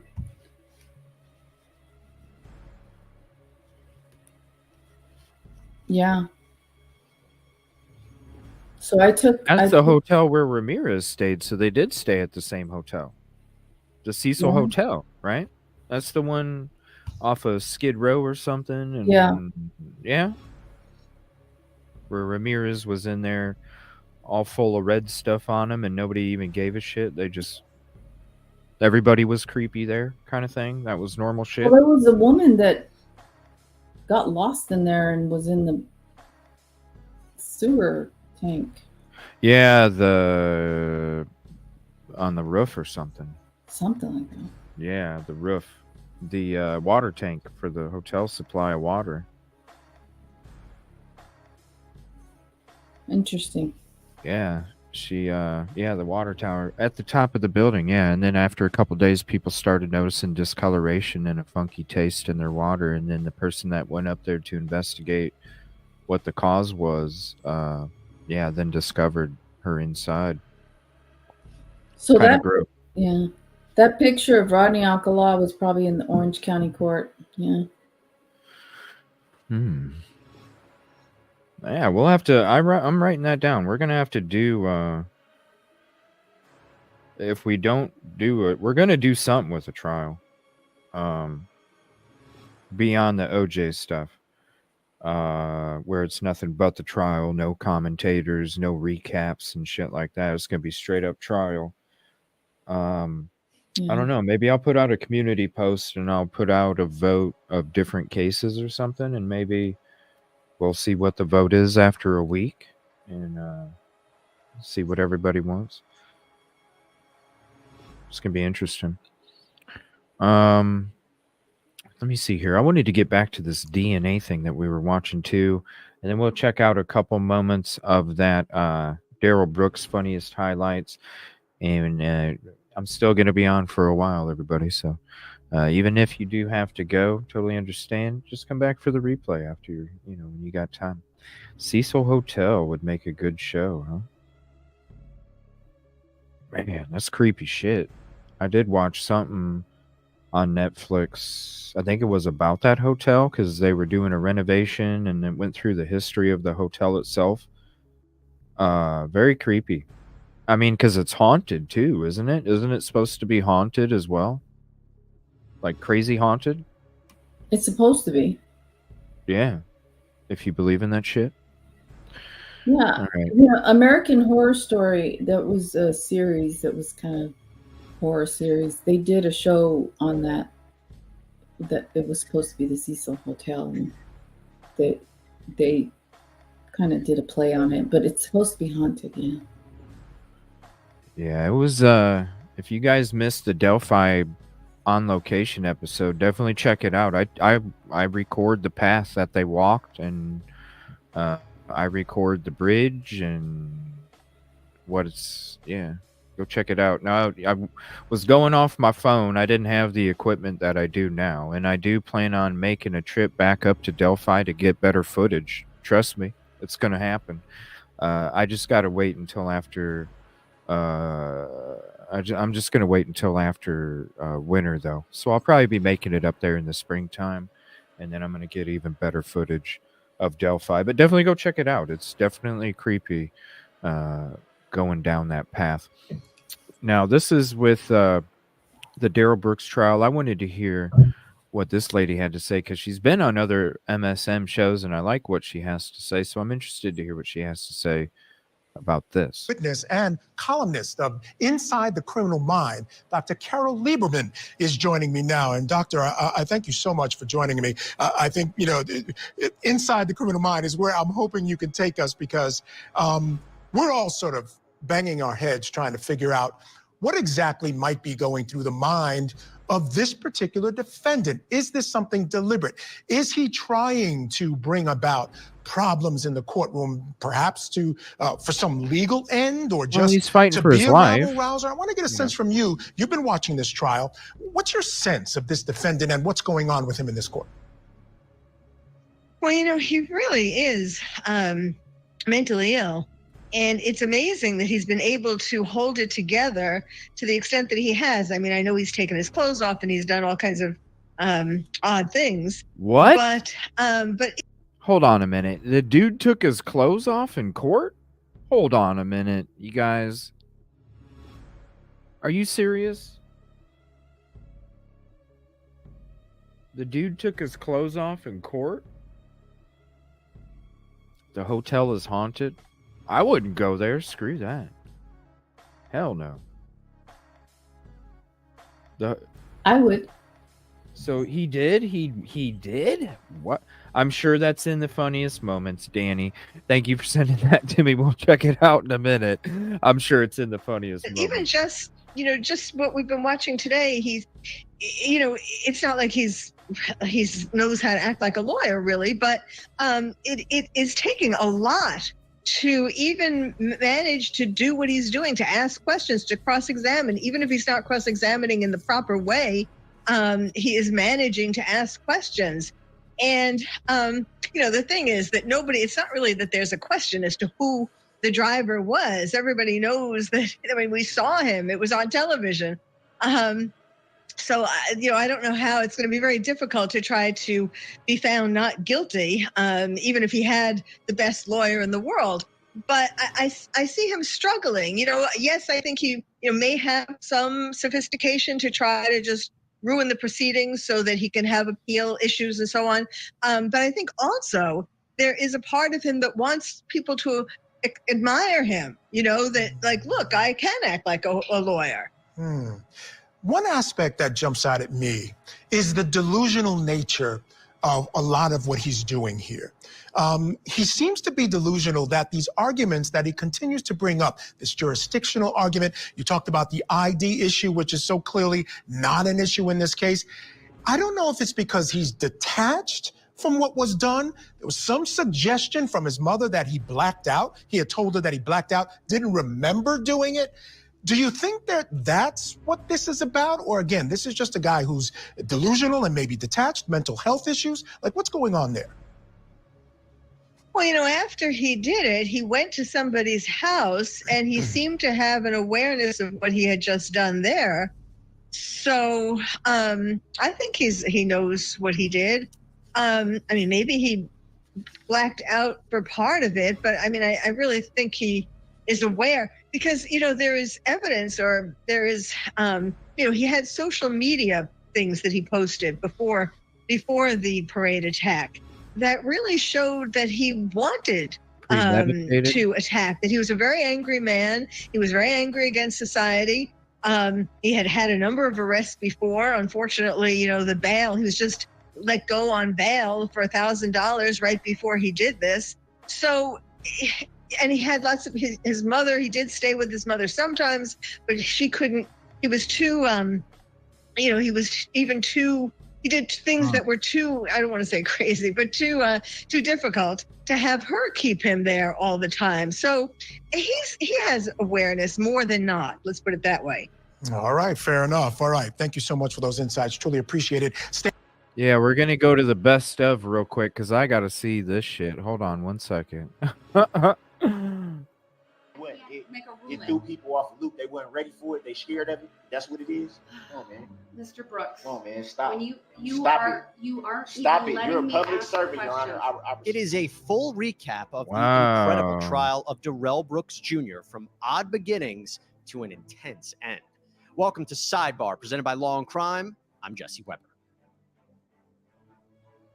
What an interesting and bizarre few weeks we've had following the Darrell Brooks trial out of Waukesha, Wisconsin. As you know, we've been following this trial both here on Sidebar and on the Law and Crime Network. And this was the case about the man who was charged with 76 criminal counts for driving a red SUV into a group of holiday parade goers back in November of 2021, killing 6 people, injuring dozens of others. And I will tell you, I have covered a lot of trials here on Law and Crime, and I can honestly tell you that this was the one unlike any other, and also probably one that will be very hard to forget. So we figured, why not do a bit of a recap of the entire trial, highlighting some of these key moments. And really the best place to start, I'm sure you guessed it, was when Brooks decided to fire his defense lawyers and represent himself. Oh my gosh, I know somebody in, is this Waukesha, Wisconsin? Is that where this was at? Waukesha, Wisconsin? I'm not sure, but I think it was in Wisconsin. I got a friend that lives there. Really? Huh, okay. They're an EMS worker too.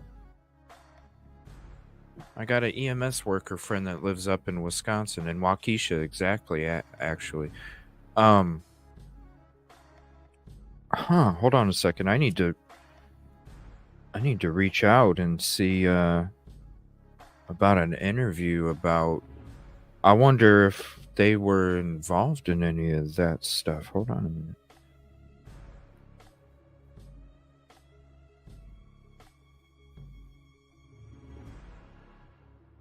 Okay. I don't know. It sounded more and more like what he just said. Like, this is a trial you'll never forget. This is one that you just, I don't know. Maybe this is the one we should watch. We'll do this one first. Maybe if he's even saying this is a trial you'll never forget. I mean, damn. Maybe this is.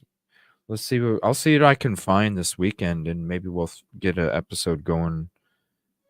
Maybe on one of these weeknights or something. We'll just, instead of we'll have Idaho4 during the day, and then on a weeknight we'll have one of these shows. Let me see. Thank you. Do you wish to represent yourself in this case? I'm gonna have to reach out. Before, I'm sorry, go ahead. I would like to represent myself pro per. What does that mean to you, sir? What, represent myself what? Explain to me that request. Again, because I've already said it on record, to represent myself as a sovereign citizen. As a sovereign I'm not going to citizen? make a determination, sir, whether you're a sovereign citizen or not. It's not relevant to my determination how you characterize who you are. So if you are allowed to represent yourself in this case, sir, you will not have attorneys assisting you. If I let them withdraw, they are gone from this case. Do you understand that? I think I would probably be better served representing myself. I think I would be probably better. So that he's not saying yes, he's leaving room open. So from the very get-go, it's leaving room open to kind of like what you're saying, Yolie, that Alcala dude was doing. I imagine he was doing the same thing then, no? Leaving things open so he can challenge things on different appeals? Well, yeah, he was like playing with the court and leading them down to where they get frustrated and they do something that's an error, you know, because you get frustrated, you know, and it's like you try to be very calm and everything. And then at the end of the day, you know, there's always some kind of jury instruction that isn't right, or there's something that was prejudicial that the judge shouldn't have done, or, you know, they just, when you have somebody who doesn't know the rules necessarily, they create more havoc than anything. And it inevitably causes some minute issue to appeal, or a lot of minute issues to appeal. So that's what Rodney Alcala was doing, and he kept it going and going and going. And it was like, oh my God, this is like the third trial for this Huntington Beach little girl that was killed. The third trial, okay, because he kept getting new motions for new trial. And he was representing himself.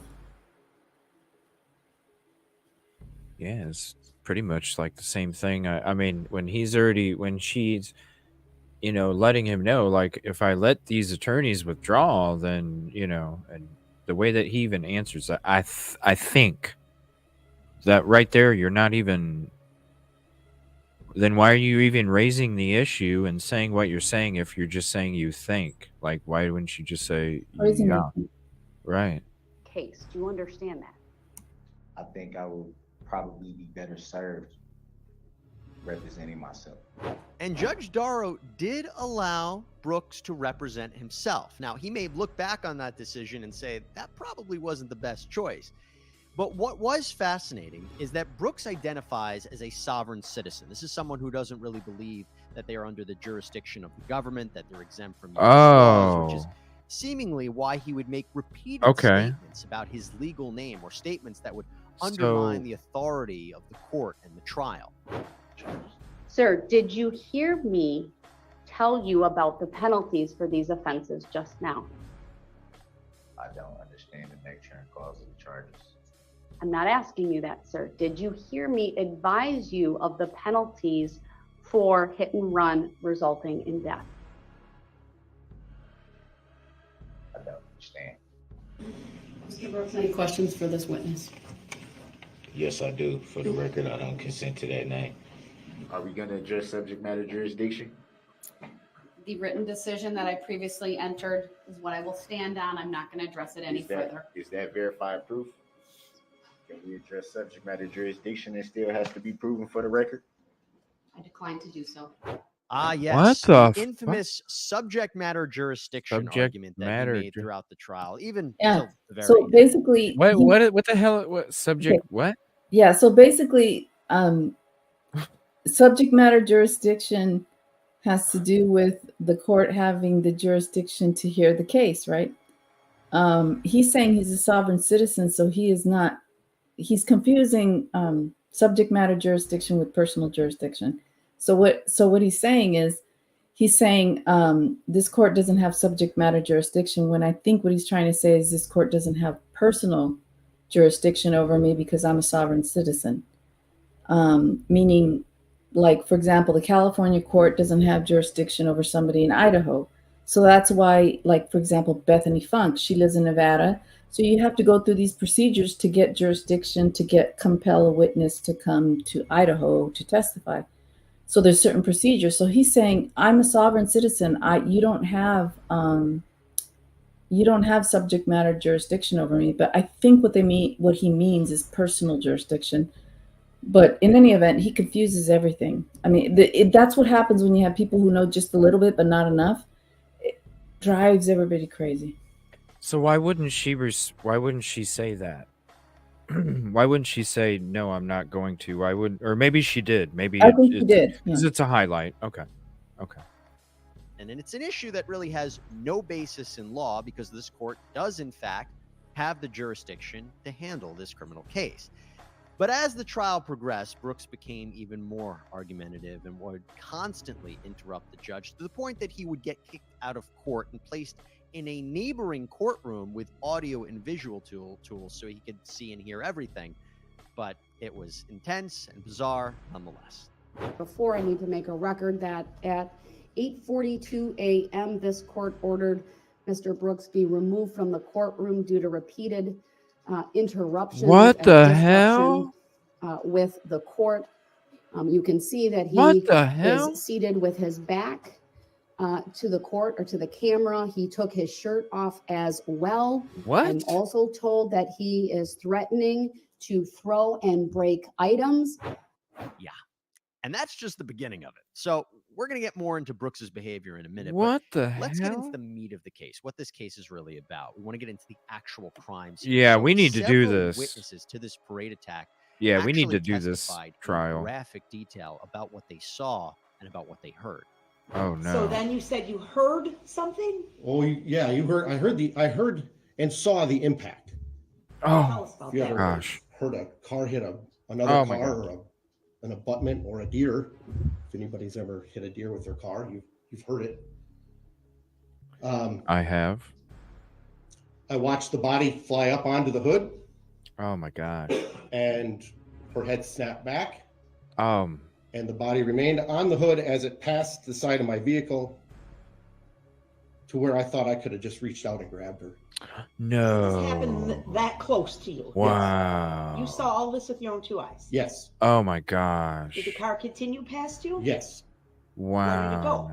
The car veered kind of in front of me. I saw brake lights and saw what was Jane fall off the hood. Whoa. He proceeded to, and she was basically on the right side of his vehicle, and he proceeded to run her over. Sorry to with hear the that, Ty. right front tire, then the right rear tire. And at that point, I was just focused on the body on the ground, but I Wow. remember hearing the roar of the engine again. Did you see the red SUV? No, he strike any didn't, people in Danny. the Catholic community group? Several. Can you Oh my estimate how God. many? At least 15. Oh my god. And did I'm sorry to ask it this way, but did you see anybody like actually fly or Oh roll my or tumble? Yeah, so For real? originally it was I heard sounds like Oh. thuds. Oh my and god. then it was in the air, like bowling pins. And not only is this Oh kind my of gosh, incredible like to have a bowling. murder case, to actually have eyewitnesses to a crime, let alone these many eyewitnesses, but they also were able to ID Brooks as the driver of the car. You can see the I videos. saw directly through the driver's window. What did you see? I saw a man focused on the group ahead of him. Is that Daryl Brooks that you saw? Yes. Do you see the driver of the red SUV in the courtroom here today, Officer Schneider? Objection, hearsay. Overruled. She may answer. I'd ask Mr. Brooks be directed to remove his mask so that Officer Schneider can identify him, please. Objection, I never heard an answer to the question. It has not been answered, Mr. Brooks. Please remove your mask. Thank you. Officer Schneider, is the driver of the red SUV that you've just described for this jury present in this courtroom today? Objection, hearsay. Can you please point him out by where he's seated and what he's wearing? How He's can that seated be? over here at the table? How can that be hearsay? That's her eyewitness account. She's not hearing it from anybody. She's the witness. How is that even fucking hearsay? I know that. You know what I'm saying? Like, so I could literally represent myself. I mean, I did in child custody court, but when it comes to criminal court, like this guy right here, I can represent myself better than that too. Probably, but it wouldn't be advisable that you represent yourself in criminal court. Well, it wasn't advisable that I represented myself in child custody court, and I did, and I still won. Yeah. So, when people say I can't do something, I love to prove people wrong. Yeah. Me too. Wow, this is crazy. Wearing a gray suit. That's the man you saw driving the red SUV as it sped past you? Yes, it is. And as strong as that was, it's not even the only evidence the prosecution laid out. They also showed the defendant's police interrogation tape. You see, after Brooks drove his car into the parade, police were alerted to a man going door to door to try to get help from people seemingly trying to evade law enforcement. Well, he eventually was arrested and he was brought in for an interrogation. And in this interview, the investigators don't initially ask him about the parade. Instead, they make it seem like it's just about a domestic violence incident that he was involved in. You see, prosecutors would say that Brooks actually got into a fight and attacked his ex-girlfriend, Erica Patterson, before driving the car into the parade. And maybe he ended up doing what he did out of anger. You know, the Are you motive serious? has never really been clear here about why he did, but maybe it had to do with the fight with Erica Patterson. Well, just listen to Brooks's reaction when he realizes what's really going on. We been cool, man, the whole time. If I did something wrong, that's why they were here. But do you see them here today? They're not here today. Yeah, but y'all lied to me, man. You made it seem like they just come for no reason. Well, here's the thing, Darrell. And I'm like, what if it's today? For a minute. I can give you a clean slate. I apologize. Because you have lied to us as well. Because you came out here in the red Ford Escape. Okay, that is what you came out here in. You had the key. Right? So what I want to do is try to give us all a chance to reset. You understand what I'm saying? Start over. Because you're not giving us an accurate story. What if it wasn't me driving? What if it wasn't you? What if it was my mom's truck? Mm-hmm. But I wasn't driving. Mm-hmm.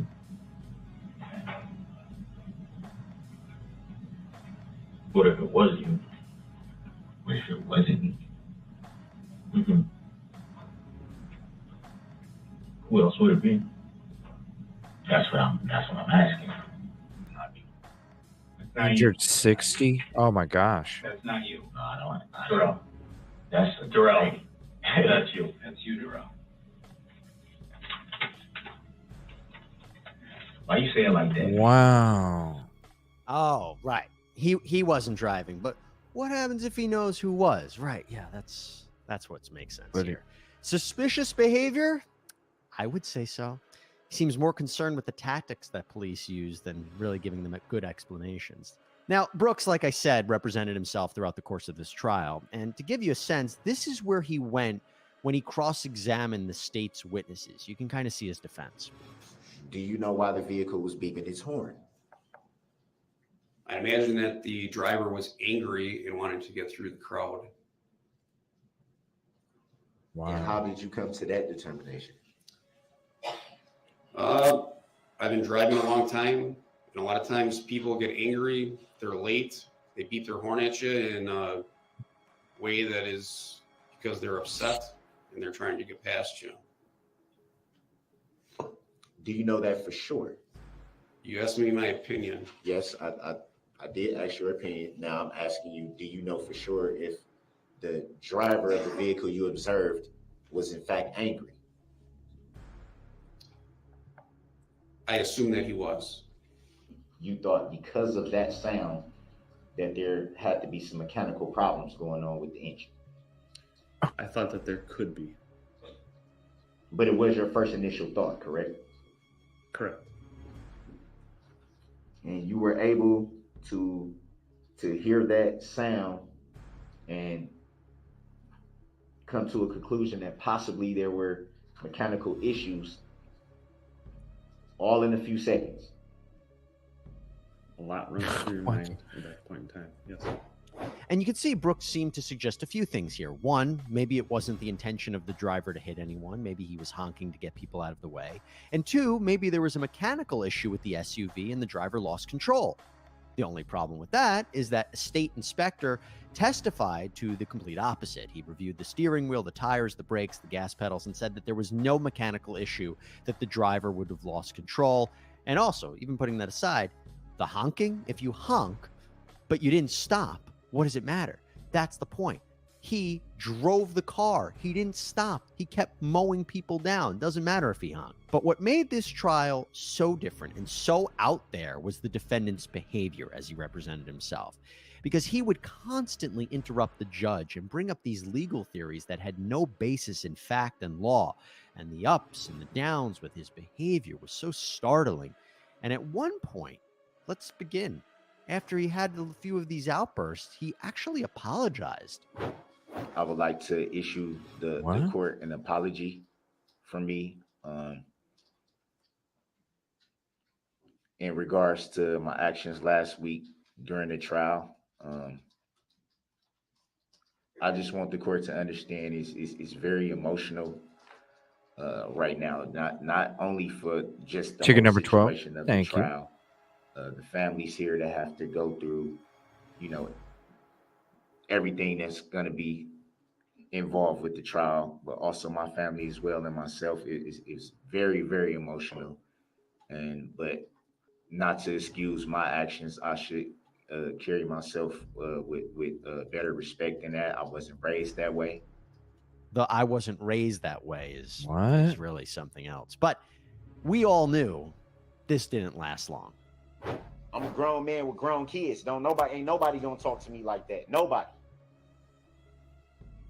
Look I at don't her. have a She's problem with walking doing what around. you asked me to do, not tell me. Wow, I've never seen a judge do Just that. like when I asked you about subject matter jurisdiction that you have yet to prove on the record. But somehow I'm being intentionally disruptive. Come on, man. Stop. Just stop it. Jury's coming out. All right for the jury. Not gonna work. Yeah, and it only got worse. I don't care what you believe fully. All right. It's not a game. I don't take this as a game. That's what nobody you don't gotta explain nothing to me. That's what you don't understand.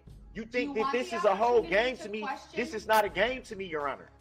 Now, in fact, there was one point when he got so angry.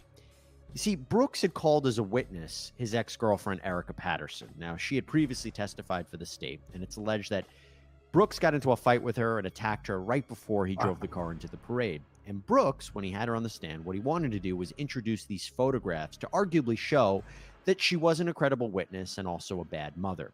So when prosecutor Zach Witschow talked about what would happen if these photos were allowed into evidence, he said that he'd have no choice but to reveal something very negative about Brooks's past. What? Again, this was all outside the presence of the jury. And thank goodness, because look how Brooks blew up.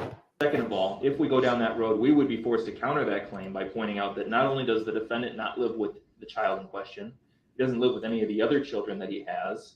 He impregnated Erica Patterson when she was a minor in Nevada. And for doing so, he was convicted of statutory sexual seduction. Whoa. Pled guilty in March of 2007 to that felony offense and is a sex offender on the registry as a result. So if there's any causation that would lead to Erica Patterson being a bad mom, Mr. Brooks has a direct role in that causation. Whoa. And that's Furthermore, not object to that. I'm not because that's a lie. Let him Because at the end of the day, Let him finish. we're gonna open the door on that. No, since he want to make a record and not be accurate, so let's be accurate all on the record. Since you think you know so much, Once so again, we can Mr. open the Brooks door is on. being We can open the door on how old she told me she was. when we met. interrupting. We can ask that question He is too. Then over the you top ask that? animated Did you right know now. that? Mr. Brooks, I'm Isn't that what they all say, though? let the state finish. I'm not gonna They said they were of age. Right. Under Sick Illinois fucks. versus Allen, I've warned him repeatedly. He's being removed from the courtroom. And you know what? Let me dial that back. We're just going to take an early lunch, 1 hour. We'll be back. And unless he brings that letter and he can show it is inadmissible, he will not be questioned. And under 906.11, I will declare the cross-examination closed. Wow. So the jury didn't get to see that, right? They didn't get to see that, right? No, I don't think so. I've never seen a judge stand up and walk around like that. Cherry's got a question for you. Surprised the outbursts were not addressed by ejection from the court? Well, I think at times they were, Okay. but this particular one wasn't. What the hell? You had somebody call in a frickin' bee threat? Yeah, I mean, because that's what he wants. He wants to continually be ejected from the court and continually drag this thing on. And so at some point, I think the judge just didn't want to buy into that because it was all just because he wanted to create havoc. Wow. Mac, can I judge too? I don't know. I mean, you would have. I mean, hell, what are you gonna?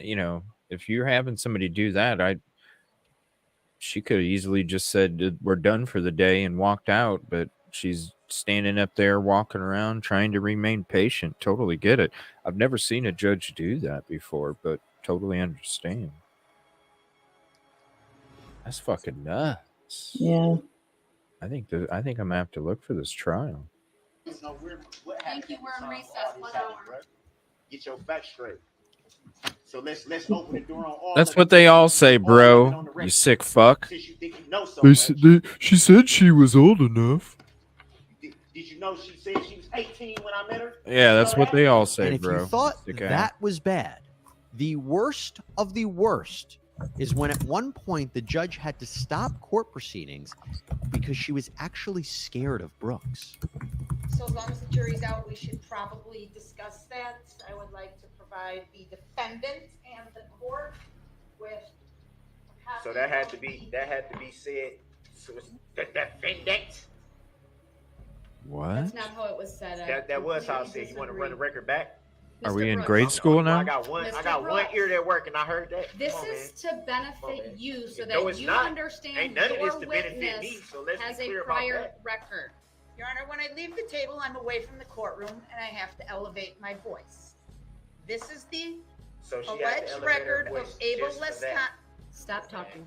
Oh man, like I don't know who y'all be thinking y'all fooling. I accept the value in return for value this document. One more interruption and you're going to be removed to the next courtroom. That's what you want to do anyway. It's not what I want to do. Do not interrupt Attorney Opper. So can Your Honor, I can you believe he explain? has 7 prior criminal convictions via OWI 2nd from 1997, and OWI 3rd from 1997, and OWI 4th from 2003. Damn. Criminal trespass to dwelling from 2006. Right, I need to take a break. This man right now is having a stare down with me. It's very disrespectful. He pounded his fist. Frankly, it makes me scared. Now, despite all of these outbursts, the judge moved Thank you. forward with the Appreciate that, trial. She gave Brooks a lot of leeway. She continued to allow him to represent himself. She didn't kick him out of the court all the time, although it happened a lot. And I've said it before because a lot of people have asked, why did she do that? Well, a common theory is that she did this because she wanted to preserve the record for appeal. That if he gets convicted, an appellate court can't say that the judge acted unfairly to Brooks, that she gave him every warning, every admonishment, and the only person that torpedoed Brooks's case was Brooks himself. And that also included when the judge said to Brooks that he forfeited his right to call any more witnesses or take the stand himself because he refused to answer her questions.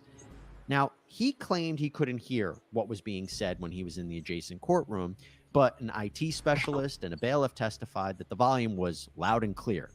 Either way, after this, after Brooks was told that he forfeited his right to present a defense, he was particularly upset.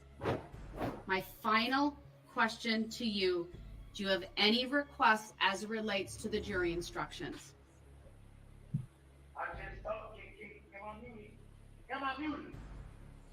No. I just told you, I don't know how many times, I can't hear everything you say. Then you should put the headphones on. Don't you understand? What about that don't you understand? Oh my God. You can see everything, you can see what, you can see headphones. Have you asked for headphones to be provided, sir?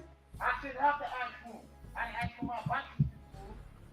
I What? believe they took them away previously because you were so agitated. They were perhaps afraid you might break them. Operating while influenced. That ain't gonna stop. You sit up here and do everything you're doing and think God don't see what you're doing. God don't see what you're doing? You ought to be ashamed of yourself. Talking What? to a judge, it's just shocking. Well, with him forfeiting his right to present a further defense, the trial headed for the end a lot sooner than we anticipated. I mean, it would have been really something and very interesting to have Darrell Brooks testify, take the stand, and particularly be cross-examined. But alas, it was not meant to be, and given his non-compliance, we move forward with the closing arguments. This is the last attempt in closing arguments for both sides to persuade this jury to vote a certain way. Closing arguments are not evidence. They're basically a summation of the case. First up, prosecutor Sue Opper. He had plenty of opportunity to just stop anywhere along the way. One of the officers testified to it. I think it was Officer Double Schneider. negative. This was an accident, and he mistakenly wandered onto the parade route after passing all this. And he mistakenly wandered onto the parade route. At any point, all he had to do was stop. They could have paused the parade. They could have moved the barricades and escorted him out. He didn't. It was intentional. He went on for 4 blocks. Wow. 4 blocks? 4 blocks? It was intentional. Oh my gosh. He reached speeds of approximately 30 miles an hour. Oh my gosh. That's fast. That's intentional. That's faster than a residential neighborhood at 12 rooms, 25. 68 different people. 68. How can you hit one and keep going? How Right? can you hit two and keep going? How can you hit three and keep going? Didn't phase him a bit. He Oh my kept God. going until he got to the end, and there was no more bodies to hit. It's Wow. intentional. Again, she's really focusing on the intent here. She's focusing on the 6 counts of first-degree intentional homicide in particular, and that if you had any question about what he was doing, just look at his actions. But Brooks had a response. A defendant or a defense attorney can present a closing argument. Obviously, he's representing himself, and he presented the closing argument, and he went into areas that he really wasn't allowed to go, though. You should be informed that you have the power Through a to Christmas nullify party. any law that you don't agree with. Objection. Move to strike his statement. Sustained. Objection. I will strike from the record the last statement made by the defendant. The jury will disregard it. Which is clearly what I've been saying. I believe that not only is it fair, but it's essential that you be privy to all knowledge, not knowledge that certain people feel that you should hear and shouldn't hear, disguised under the color of law. But the fact of the matter is,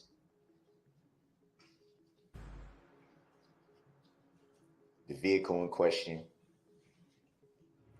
make a model of 2010 Ford Escape. The vehicle in question, actually 2008, 2009, and 2010 of that model was in fact recalled. Objection. Misstatement of the facts. Facts not in evidence. Was in Improper fact- argument, Your Honor. Sustained.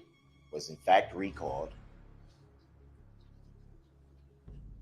Was Blame in the fact a class action lawsuit against Ford Objection. for those Facts not in model evidence, for Your those Honor. model vehicles. Sustained. The jury will disregard.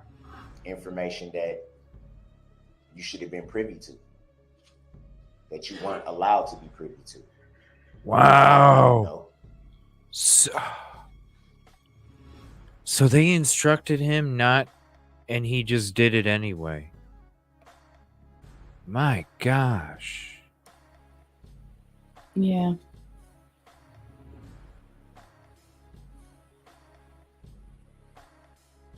Wow. That information. No accountability on his face at all either. Okay, so first, a defendant can't argue jury nullification. Jury nullification is when a jury decides a case not based on the facts and the law, but some other reason, political, emotional. They're not allowed to do that. And that's what Brooks is basically advocating for here. He's basically saying, even if the prosecution proved beyond a reasonable doubt that he's guilty, you, jury, have the power to say otherwise. You can say not guilty. And this is despite objections from the prosecution and an order from the court telling him not to do it. He kept saying it. And by the way, the idea of a malfunctioning car, as we discussed, not only was there no evidence to suggest that wasn't even the case, but you can't argue something that wasn't presented in evidence. There was no evidence presented at trial about a recall or a class action. So all of this was irrelevant. Well, the jury was ultimately handed the case, and after about 3 hours and 15 minutes, the jury came back with their verdict. We, the jury, find the defendant, Darrell E. Brooks, guilty of first-degree intentional homicide as charged in count 1 of the information, dated this 26th day of October 2022, signed by the foreperson. Hey, you are to be removed right now. You will not do that. There you have it. They found Wow. him guilty across the board of all 76. Wow. Yep. And then he tried to blame it on a Ford recall. That's crazy. Yeah, we'll figure it out. We'll do one of these trial things here. Besides the OJ. Speaking of, we'll be continuing our OJ 25 members only this weekend on Sunday. We'll be doing episode 4.